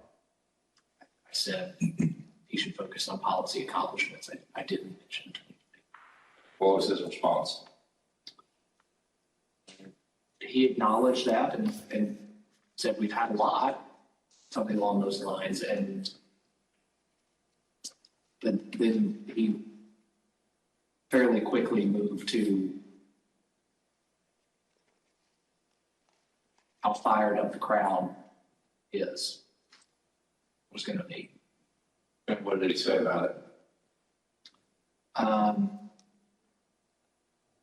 Just that they were fired up, they were angry, they feel like the election's been stolen, that the election was rigged. Did he give any indication of how he knew that the crowd was fired up or angry? He continued to reference being able to hear them outside. Through the open door of the Oval Office, the president could hear the sound of the crowd and the music at the rally at the Freedom Plaza. And these are some of the things that they were saying there at the plaza, just blocks from where the president sat that evening, excited for the next day. This is nothing less than an epic struggle for the future of this country between dark and light, between the godly and the godless, between good and evil. And we will win this fight, or America would step off into 1,000 years of darkness. Tomorrow, trust me, the American people that are standing on the soil that we are standing on tonight, and they're going to be standing on this soil tomorrow, this is soil that we have fought for, and we will fight for in the future. The members of Congress, the members of the House of Representatives, the members of the United States Senate, those of you who are feeling weak tonight, those of you that don't have the moral fiber in your body, get some tonight, because tomorrow we the people are going to be here, and we want you to know that we will not stand for a lie. We will not stand for a lie. I want them to know that 1776 is always an option.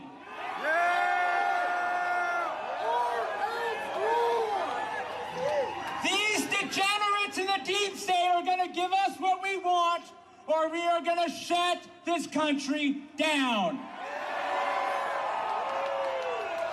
It's 1776! 1776! 1776! 1776! At 5:05 p.m., as the Freedom Plaza rally was underway just blocks away, President Trump tweeted, "Washington is being inundated with people who don't want to see an election victory stolen by emboldened radical left Democrats. Our country has had enough. They won't take it anymore."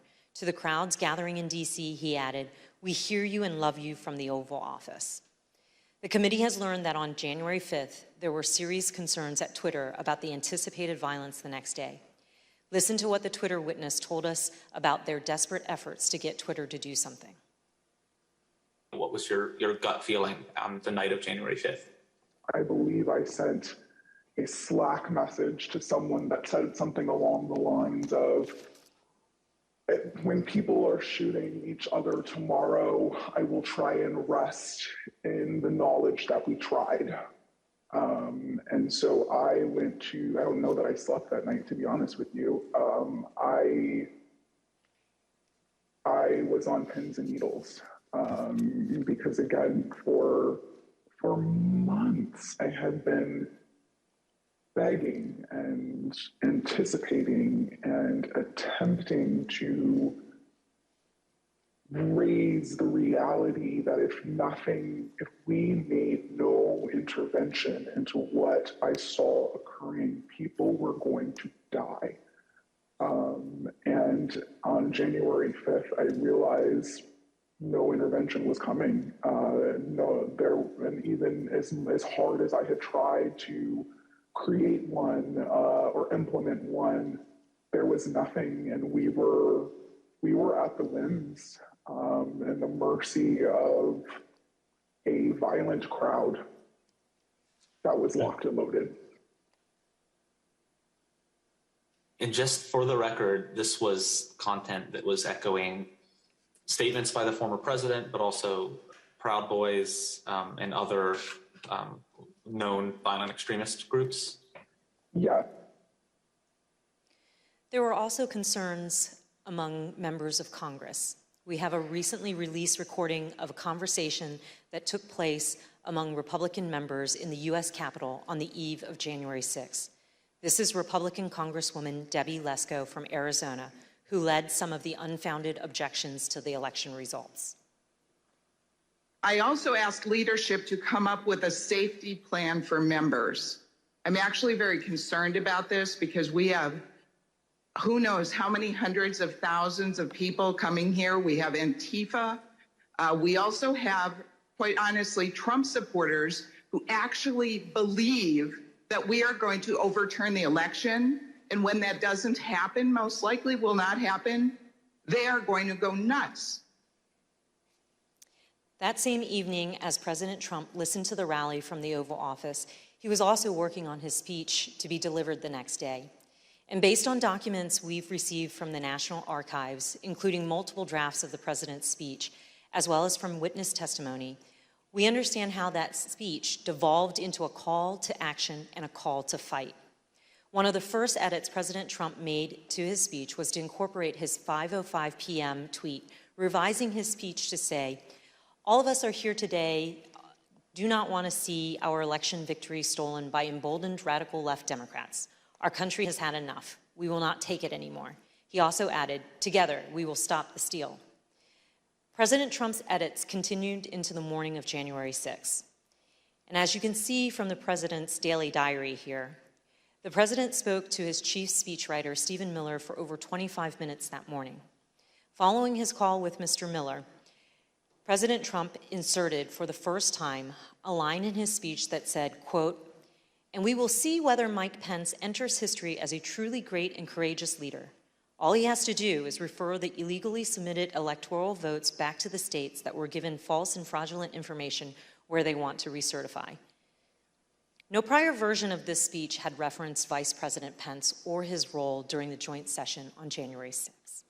These last-minute edits by President Trump to his speech were part of the president's pressure campaign against his own vice president. But not everyone wanted these lines regarding the vice president included in the president's speech, including White House lawyer Eric Hirschman. Did you ever speak to anybody in the White House at the time about this disagreement between the president and the vice president, other than the president, based on the objection from your counsel?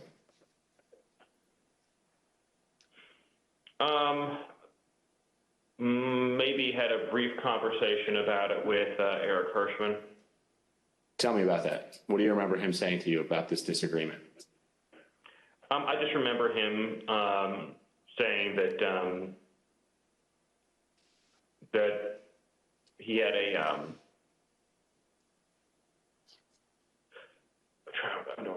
get this wrong. Sort of something to the effect of thinking that it would be counterproductive, I think he thought, to discuss the matter publicly.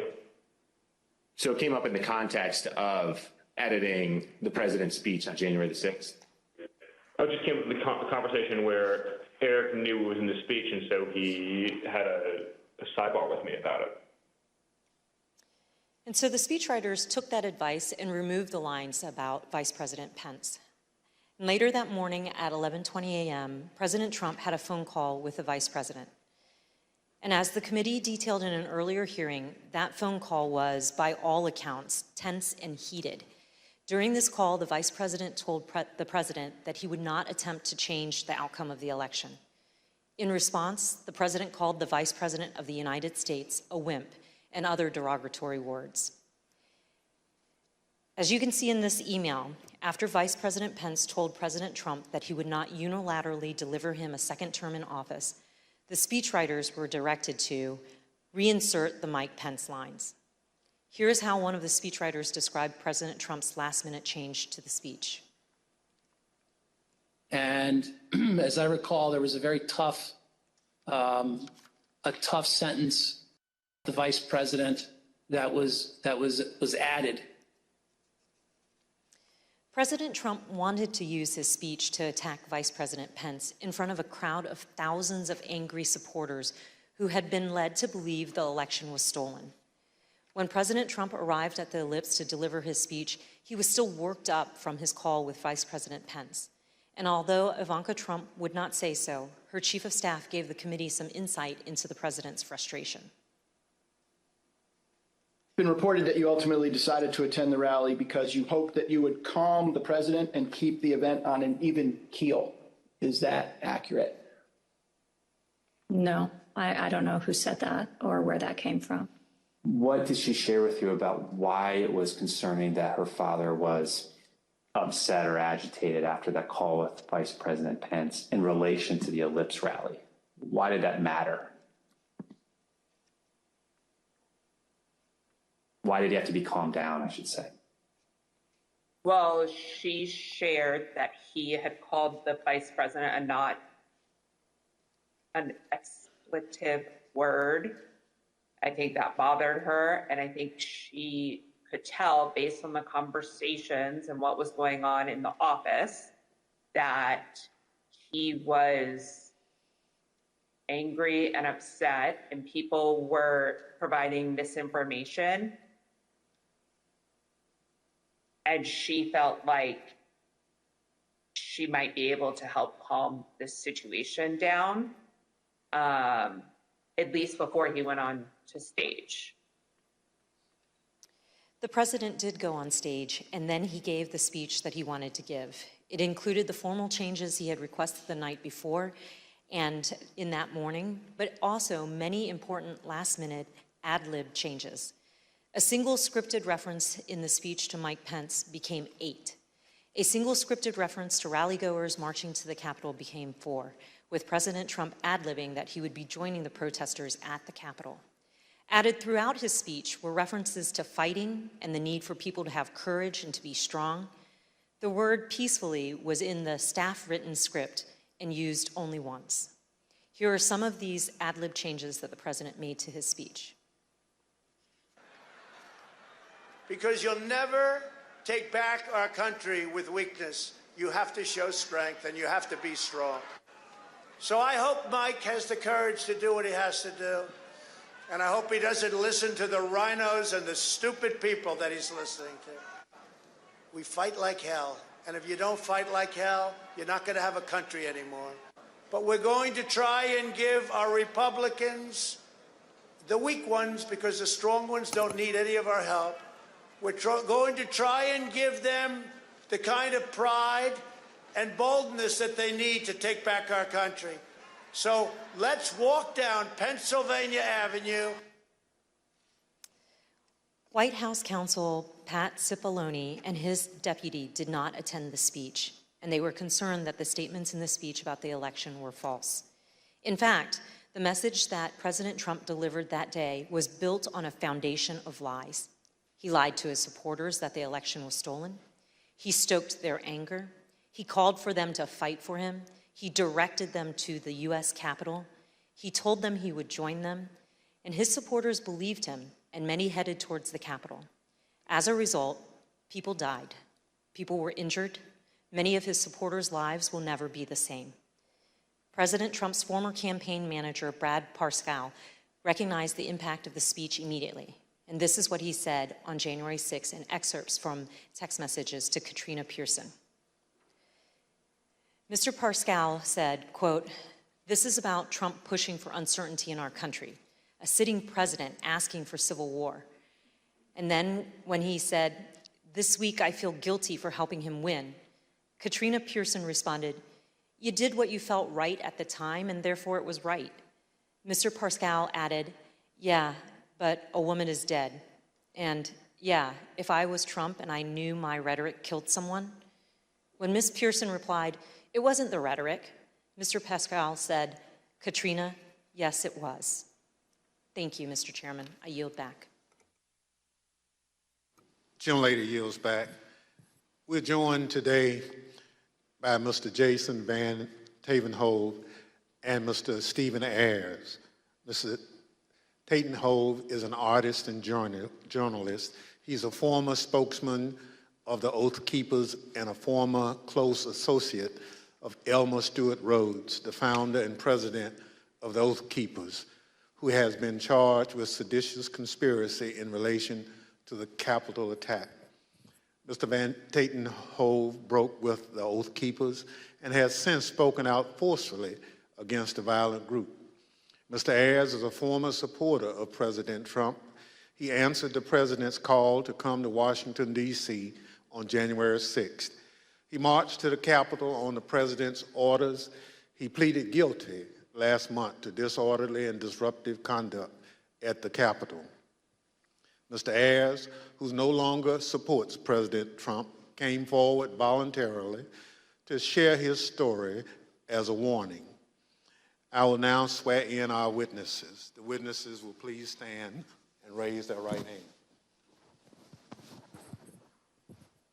Do you swear or affirm under penalty of perjury that the testimony you're about to give is the truth, the whole truth, and nothing but the truth, so help you God? Thank you. You may be seated. Let the record reflect that the witnesses answered in the affirmative. I recognize myself for questions. Today, we've discussed how President Trump summoned an angry mob of supporters to Washington, D.C., many of whom came prepared to do battle against police and politicians alike. We're fortunate enough to be joined by two witnesses who can help us understand who was in the mob that day. Both hardcore violent extremists like the Oath Keepers and Proud Boys and average Trump supporters swept up in the fervor of the day. Mr. Van Tavenhove, can you help us understand who the Oath Keepers are? I can, thank you. My time with the Oath Keepers began back at Bundy Ranch with that first standoff when I went to cover them as an independent journalist. I then subsequently covered two more standoffs, the Sugar Pine Mine standoff and the White Hope Mine standoff. It was at that time that I was offered a job as national media director and an associate editor for the webpage. So I spent a few years with the Oath Keepers, and I can tell you that they may not like to call themselves a militia, but they are. They're a violent militia, and they are largely Stewart Rhodes. And I think, rather than try to use words, I think the best illustration for what the Oath Keepers are happened January 6th, when we saw that stacked military formation going up the stairs of our Capitol. I saw radicalization that started with my beginning of my time with them and continued over a period of time as the member base and who it was that Stuart Rhodes was courting drifted further and further right into the alt-right world, into white nationalists, and even straight up racists. And it came to a point where I could no longer continue to work for them. But the Oath Keepers are a dangerous militia that is in large part fed by the ego and drive of Stuart Rhodes, who at times seemed to see himself as this paramilitary leader. I think that drove a lot of it. So, in my opinion, the Oath Keepers are a very dangerous organization. Well, thank you very much. You've talked a little bit about that danger.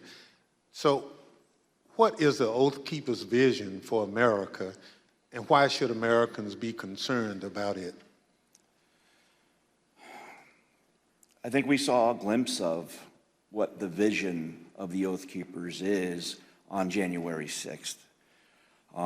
It doesn't necessarily include the rule of law. It doesn't necessarily include, it includes violence. It includes trying to get their way through lies, through deceit, through intimidation, and through the perpetration of violence. The swaying of people who may not know better through lies and rhetoric and propaganda that can get swept up in these moments. And I'll admit I was swept up at one point as well too. But I don't know if that answers the question. Well, it does, and you talk about being swept up. So at what point did you break with the Oath Keepers?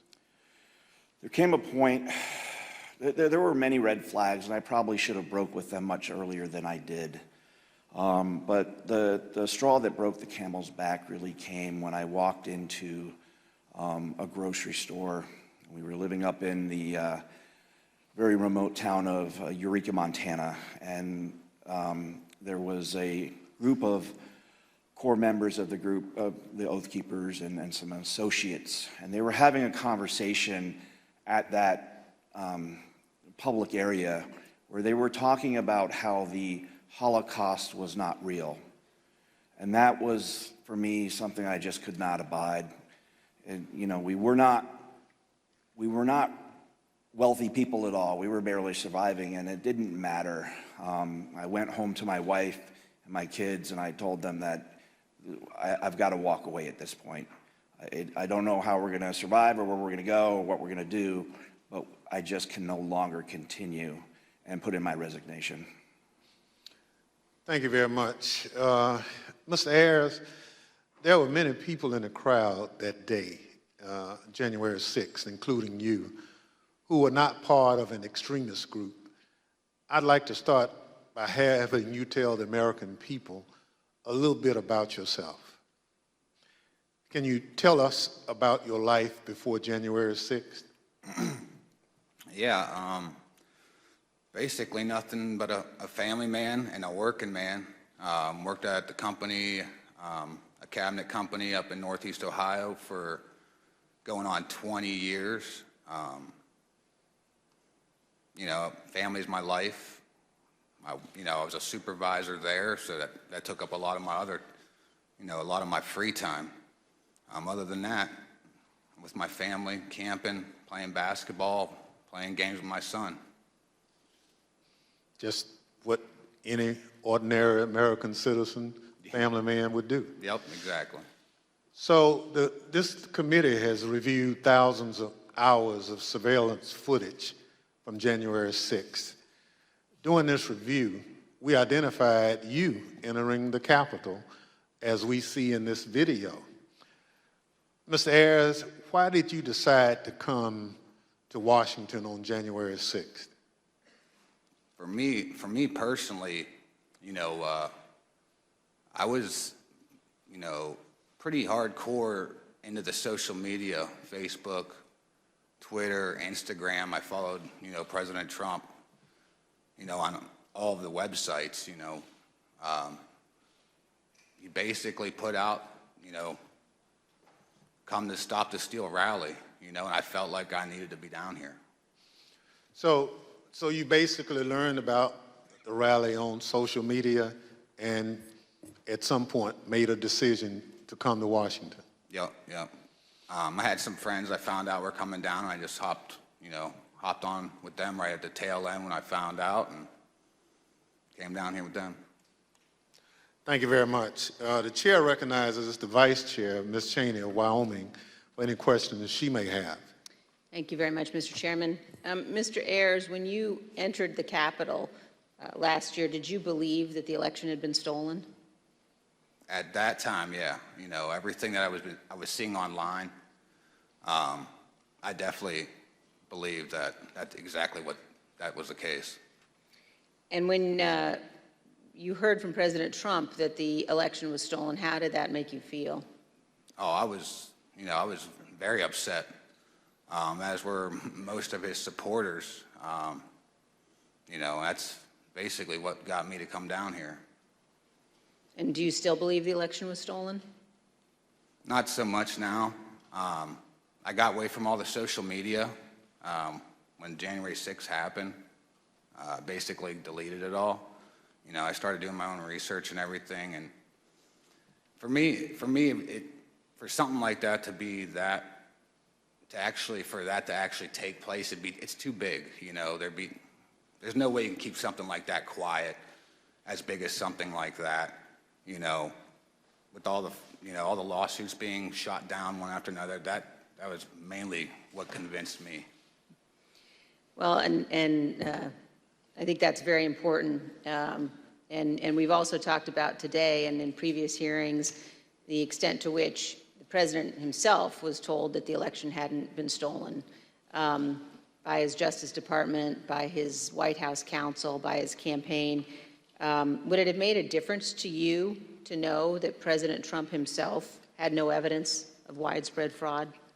Oh, definitely. Who knows? I may not have come down here then. Thank you very much, Mr. Chairman. I yield back. Gentlelady yields back. Chair recognizes the gentlewoman from Florida, Ms. Murphy. Thank you, Mr. Chairman. Earlier today, we showed how Donald Trump's December 19th tweet summoned both extremist groups as well as rank-and-file supporters of President Trump to come to Washington, D.C., average Americans. He told them to, quote, "Be there, we'll be wild," and they came.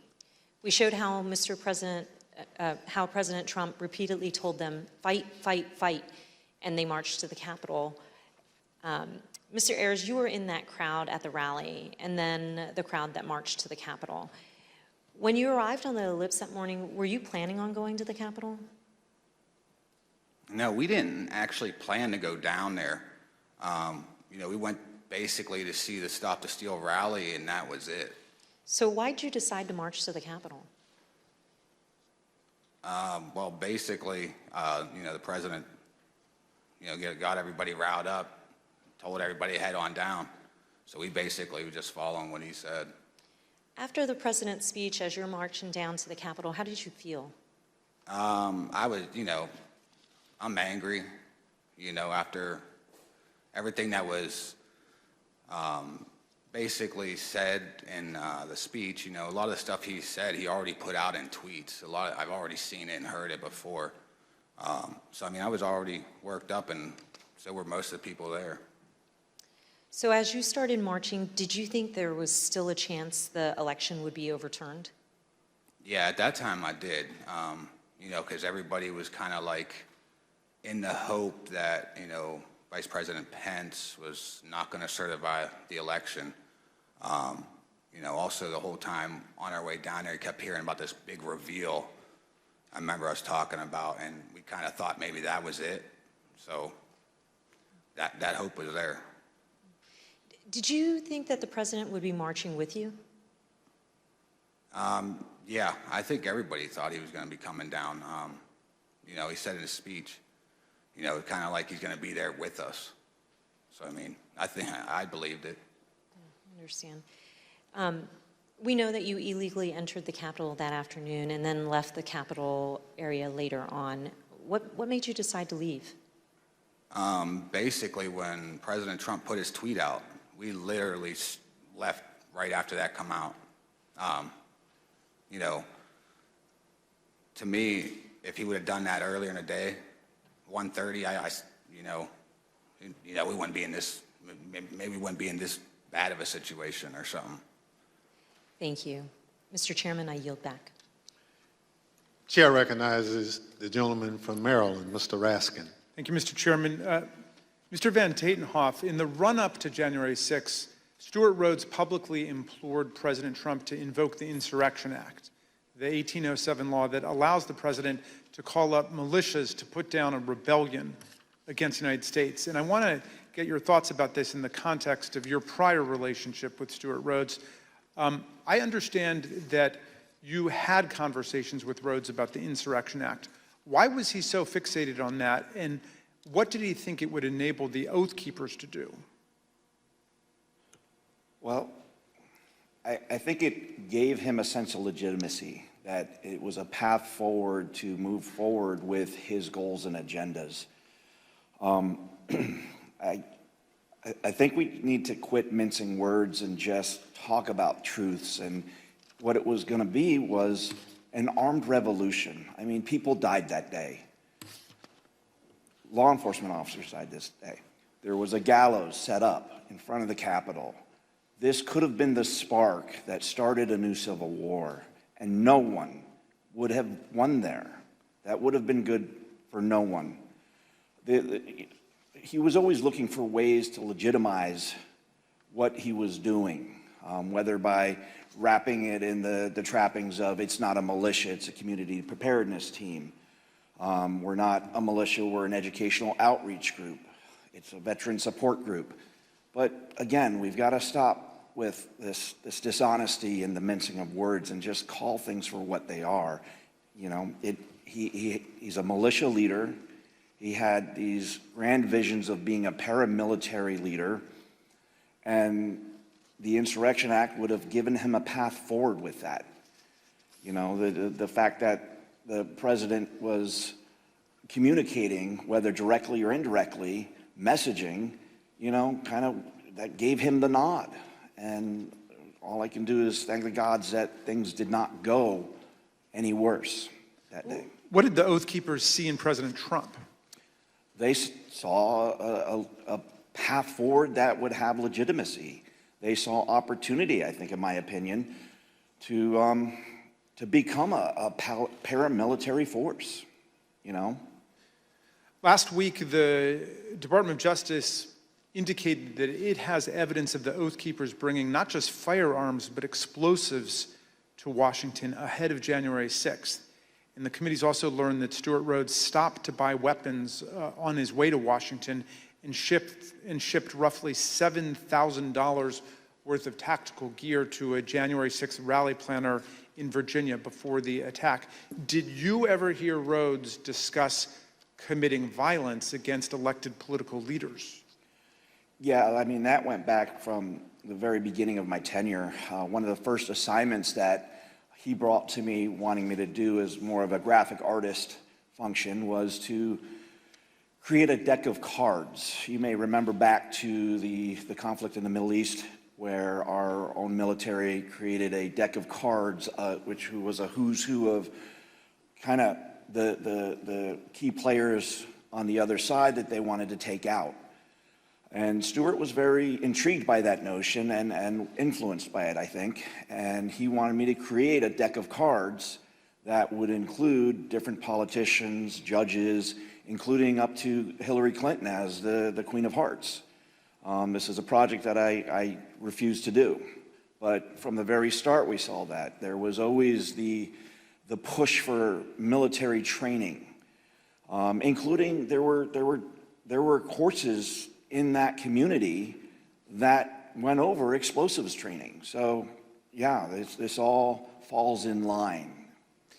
Mr. Van Tatenhoff, you say in your very thoughtful written testimony that we received today that you fear what the next election cycle will bring. And you also say that we have been exceedingly lucky in that we have not seen more bloodshed so far. I wonder if you would elaborate on those two statements. I think as far as the luck goes, we've had the potential from Bundy Ranch on. I mean, being boots on the ground at these standoffs, and they were standoffs where there were firearms pointed across lines at federal law enforcement agencies, you know, whatever it may be with that particular standoff. But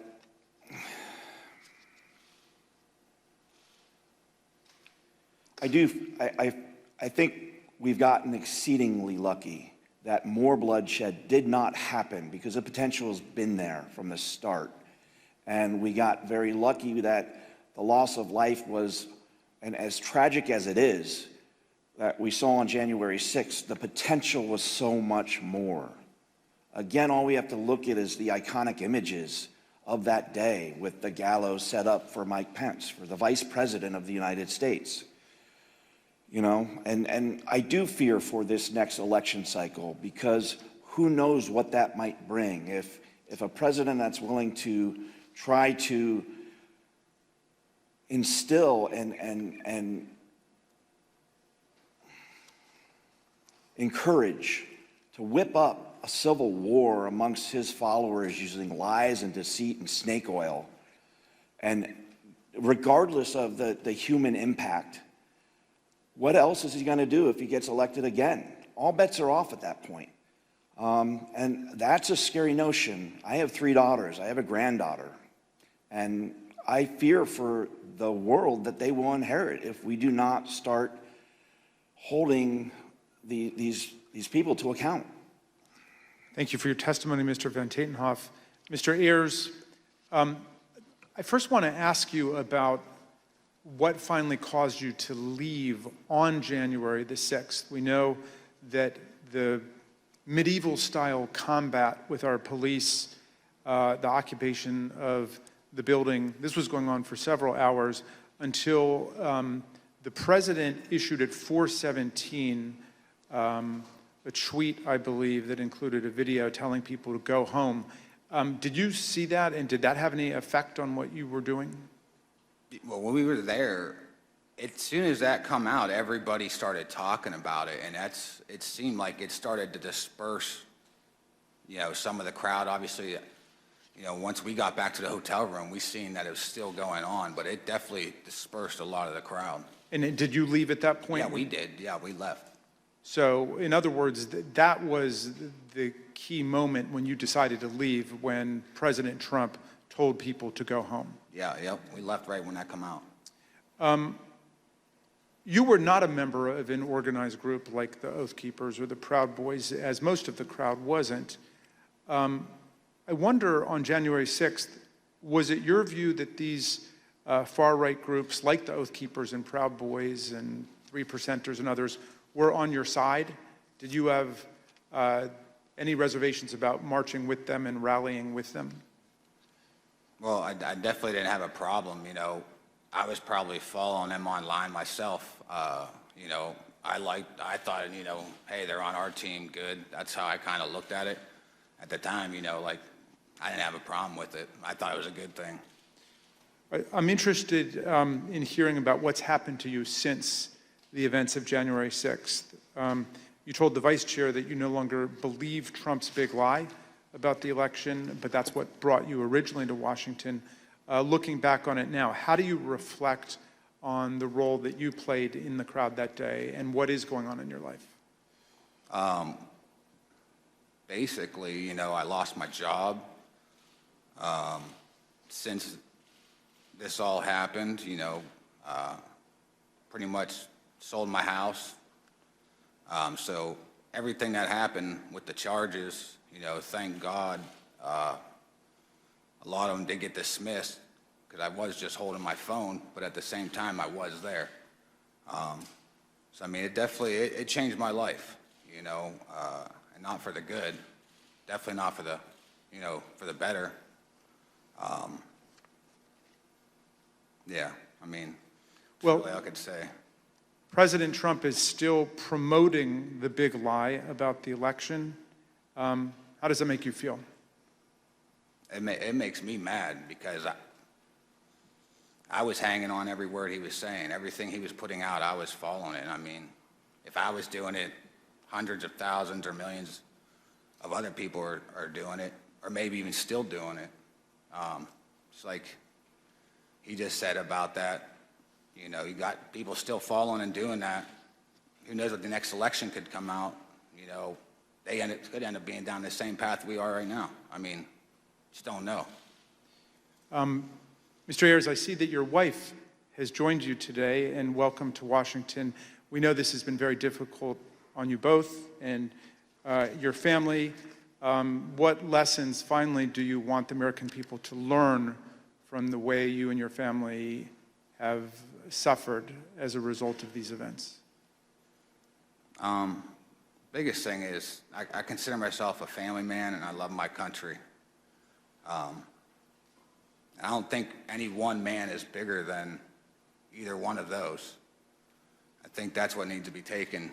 You know, people dive into the politics, and for me, I felt like I had, you know, like horse blinders on. I was locked in the whole time. Biggest thing for me is take the blinders off, make sure you step back and see what's going on before it's too late. Well, I want to thank you for your testimony and for appearing, both of you, today. And Mr. Chairman, I yield back to you. Gentleman yields back. I want to thank our witnesses for joining us today.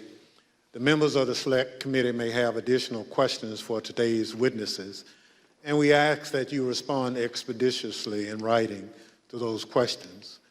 Without objections, members will be permitted 10 business days to submit statements for the record, including opening remarks and additional questions for the witnesses.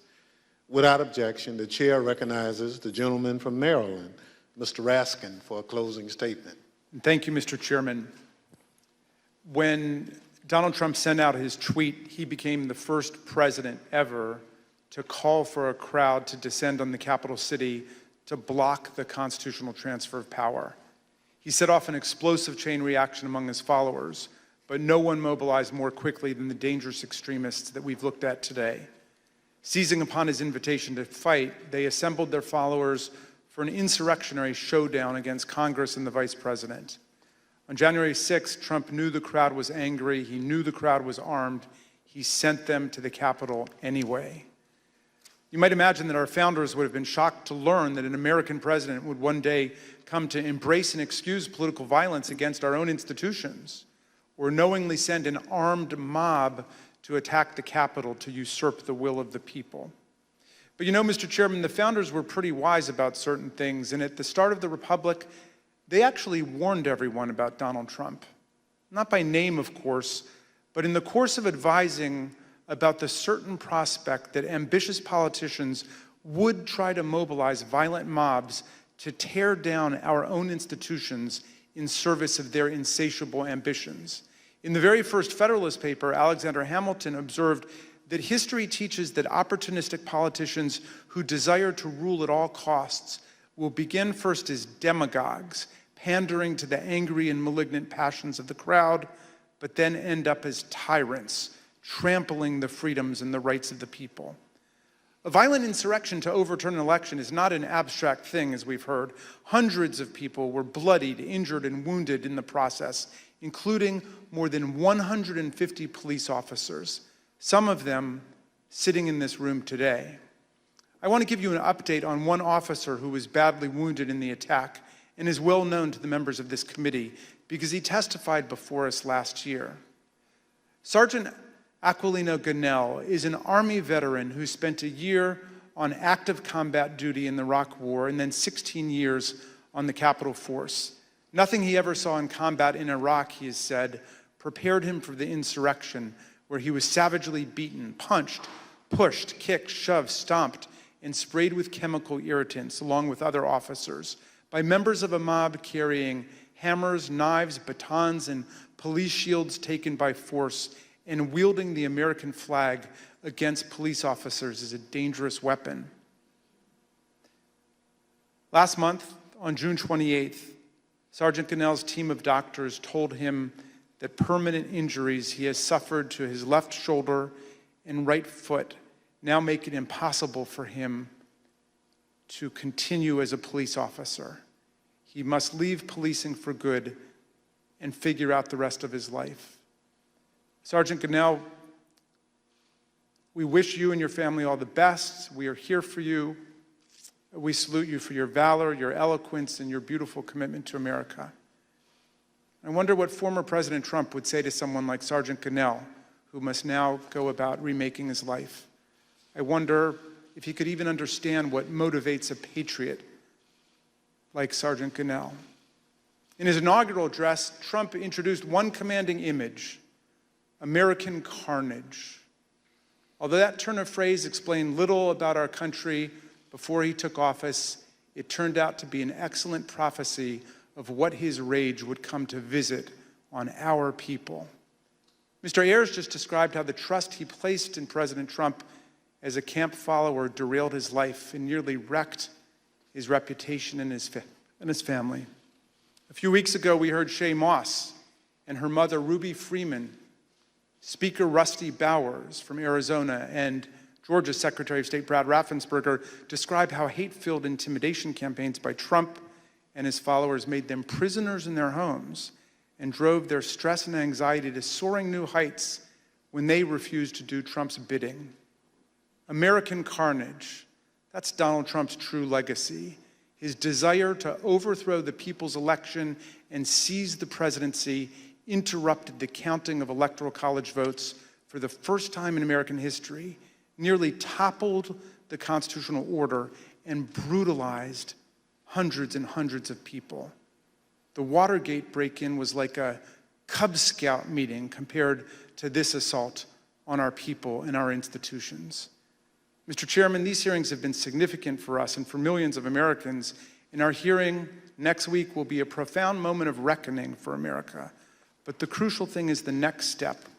What this committee, what all of us will do to fortify our democracy against coups, political violence, and campaigns to steal elections away from the people. Unlike Mr. Ayers and Mr. Van Tatenhove, people who have recovered and evolved from their descent into the hell of fanaticism, Donald Trump has only expanded his big lie to cover January 6th itself. He asserts the insurrection was the real election, and the election was the real insurrection. He says his mob greeted our police officers on January 6th with hugs and kisses.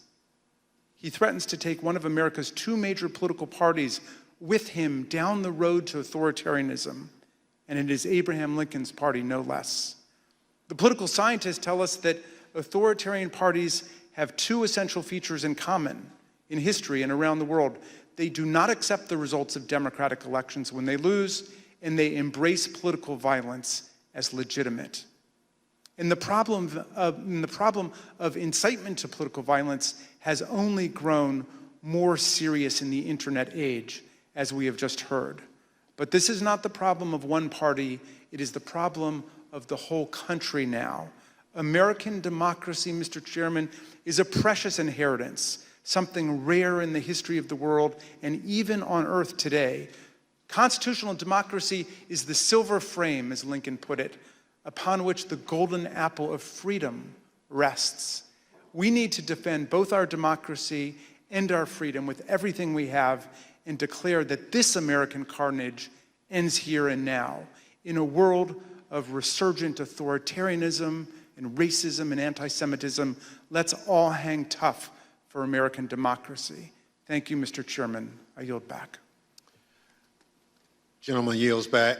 Without objection, the chair recognizes the gentlewoman from Florida, Ms. Murphy, for a closing statement. Thank you, Mr. Chairman. At one of our first hearings, Chairman Thompson explained that the members of this committee would not spend much time talking about ourselves. Rather, we would let the evidence play the leading role. And the chairman was right, because this isn't about promoting ourselves as individuals, it's about protecting the country we love.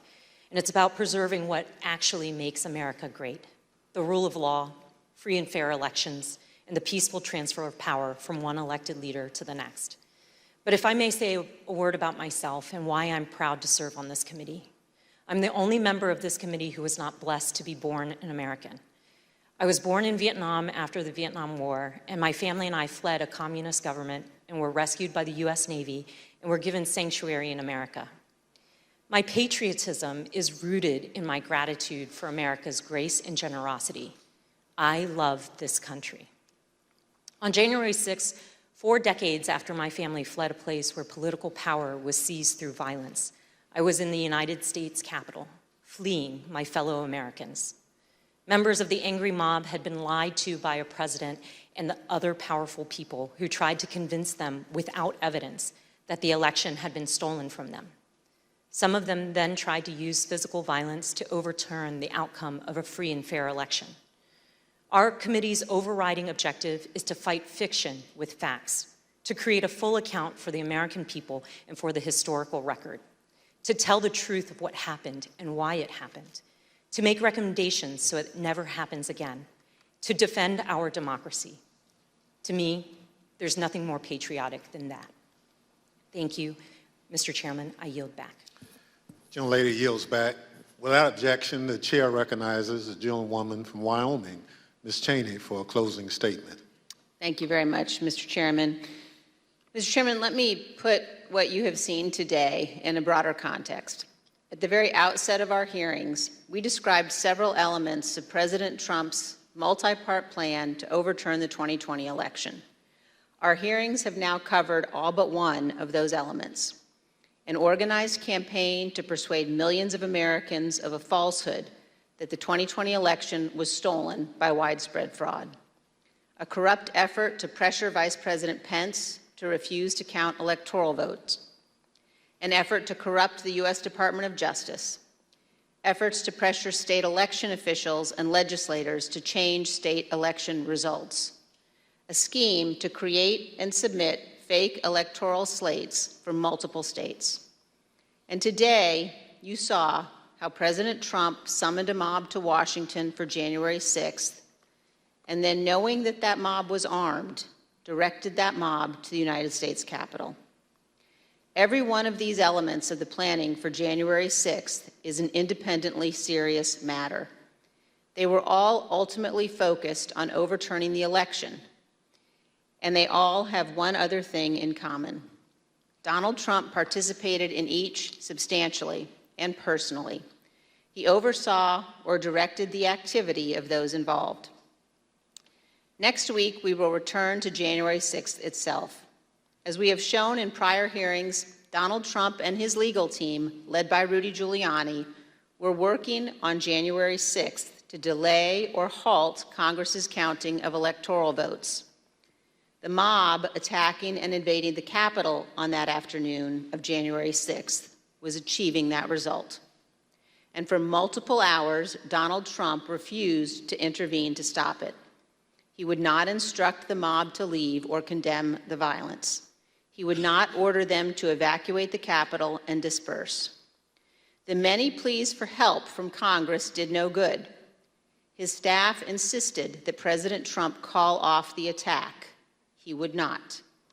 Here are a few of the many things you will hear next week from Mr. Cipollone.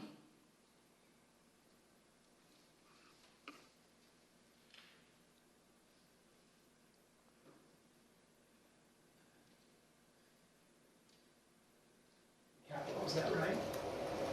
I was, and others were as well. Was it necessary for you to continue to push for a statement directing people to leave all the way through that period of time until it was ultimately issued after? I felt it was my obligation to continue to push for that, and others felt it was their obligation as well.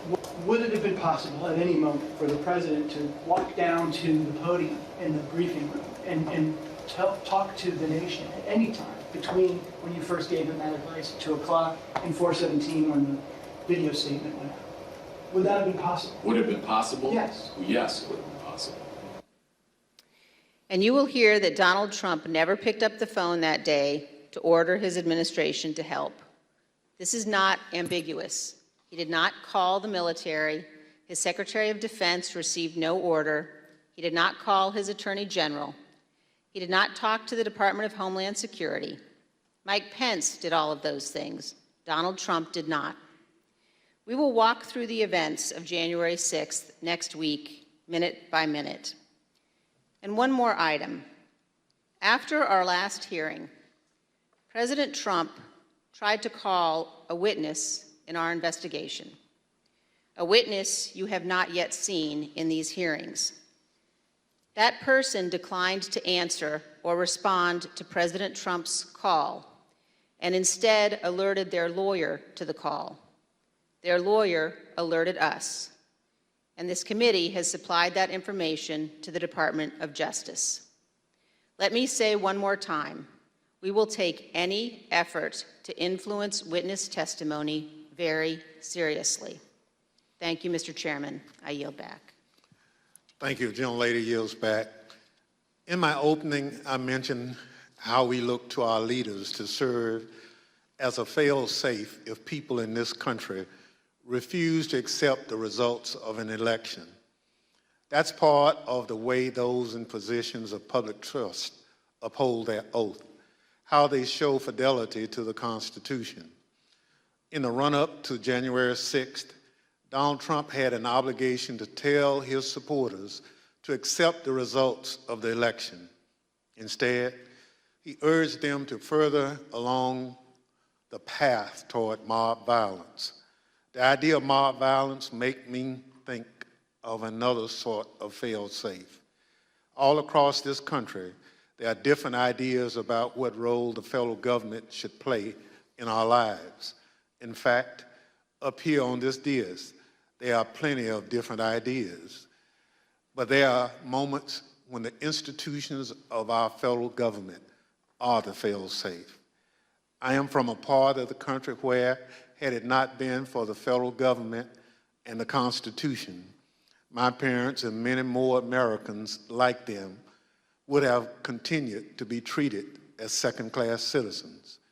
The freedom to be able to vote without harassment, travel in relative safety, and dine and sleep where you choose is because we have a government that looks over the well-being of its citizens.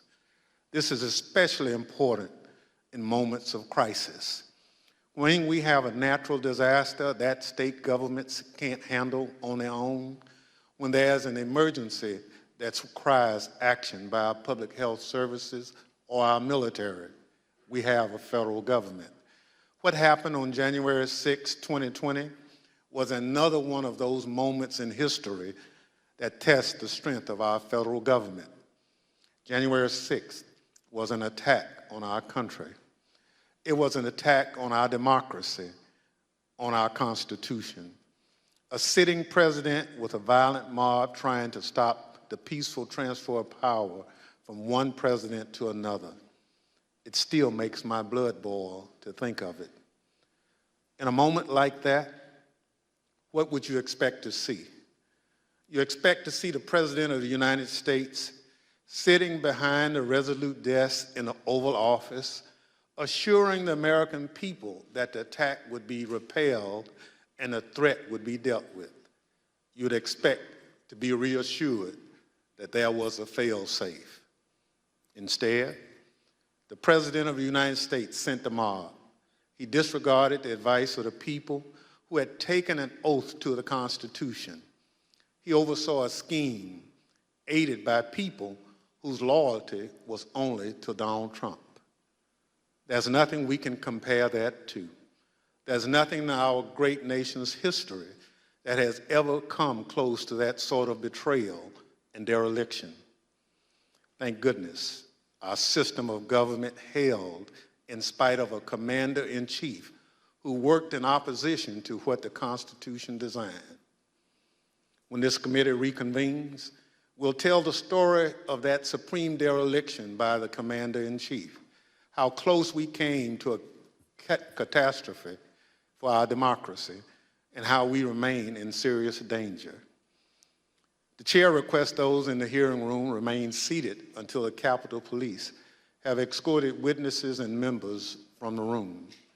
Without objection, the committee stands adjourned.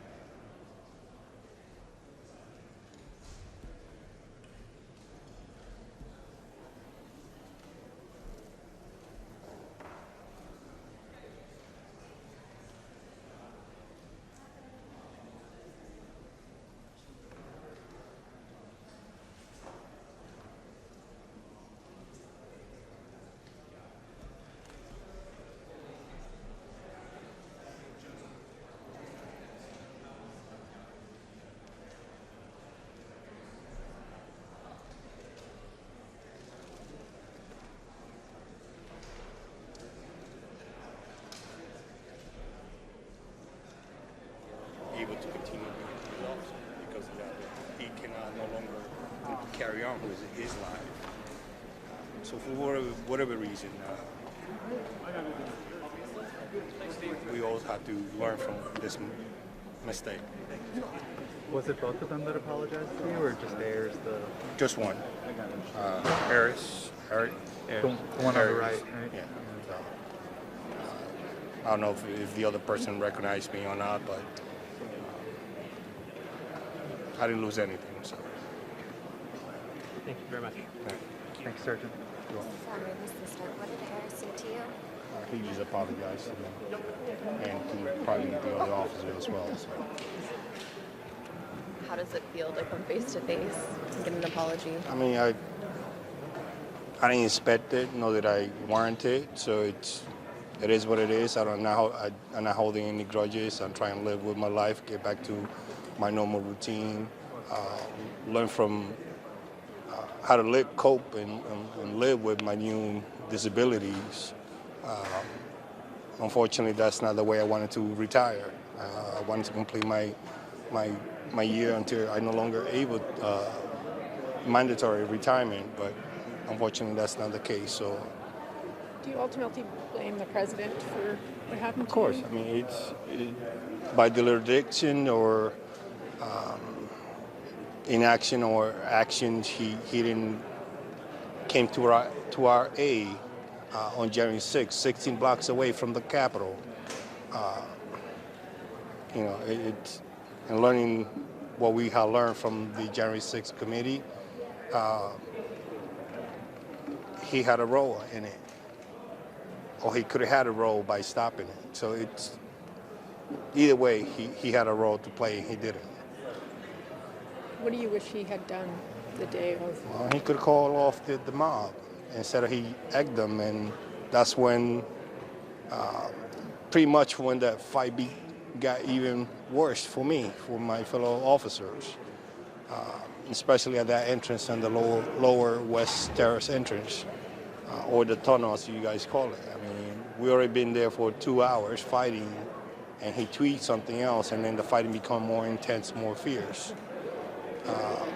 I was not aware of the tweet, but based on the fighting and based on the evidence that was provided, that's exactly what happened.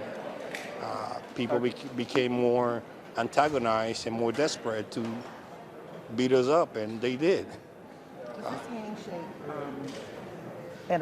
a way to, in your opinion, to make them look like they've learned their lesson? Do you think it was a photo op, or do you take it as genuine as they were offering that testimony today? I'm not a Christian person too much, or as much as I would like to. I hope that if he did that, it will be in good faith instead of like a photo op, so he could show the judge that he wanted leniency. I'm at peace with myself, and that's what matters to me. How did it feel shaking the hand of someone or two people who were there January 6th, who called you names? Well, one person, but he was part of the Oath Keepers who sent people armed militias, racists, etc. What did it feel like to hear that testimony and then have them shake your hand in that moment, knowing that you had to fight for your life literally on January 6th? Like I was saying earlier, just like his life has been upended, like so has mine. He's trying to go on with his life, whatever repercussions are pending for him. I'm trying to get back to my life and get to as normal as possible. Even after learning that, won't be able to.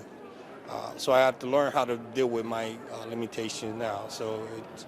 When you think about justice or like holding people accountable, does this Well, that's a start. That's a start, and I think the January 6th committee doing a really good, making the case for who needs to be held accountable and how to prevent it in the future. But thank you guys. Is there like a specific date where you have to retire, or like what It's all to OPM and how fast they process it. And they said it was based off of the injuries that you sustained. My doctors are made those recommendations. It's up to OPM to concur or send other people send me for do you want to, like, if you had your choice, like, would you stay in policing? In a way I do, in a way I don't. Given how we are being treated, I think I done my part to show my loyalty for this country, for protecting the members. And if they have any questions regarding that, then look at my injuries, because that's exactly what I did and what I tried to prevent because of that day. Because I was faithful to my oath, to my the police work that I do. So I don't know where sometimes people question my loyalty for this country just because of the skin of my color, or because the way I speak with an accent. Having done what I had done for this country, going overseas, when my name was called or came out for deployment, or here on January 6th, people question that, and they don't know me, they don't know anything of what I had done, but I can't control that. Can you forgive someone like Mr. Ayers when he comes and says, "I'm sorry"? Can you forgive somebody like Mr. Ayers when he comes forward? Again, I don't hold grudges, and I'm at peace with myself. So. It's nice to talk to you about that. Well, I know what you're saying. He doesn't fully believe the election.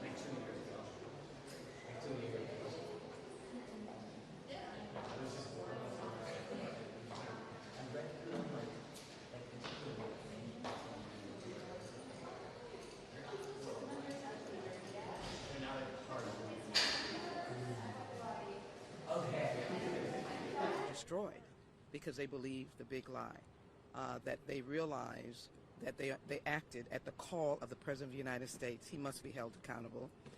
And we saw the lives of law enforcement officers that we hold in high esteem for their service to this nation destroyed.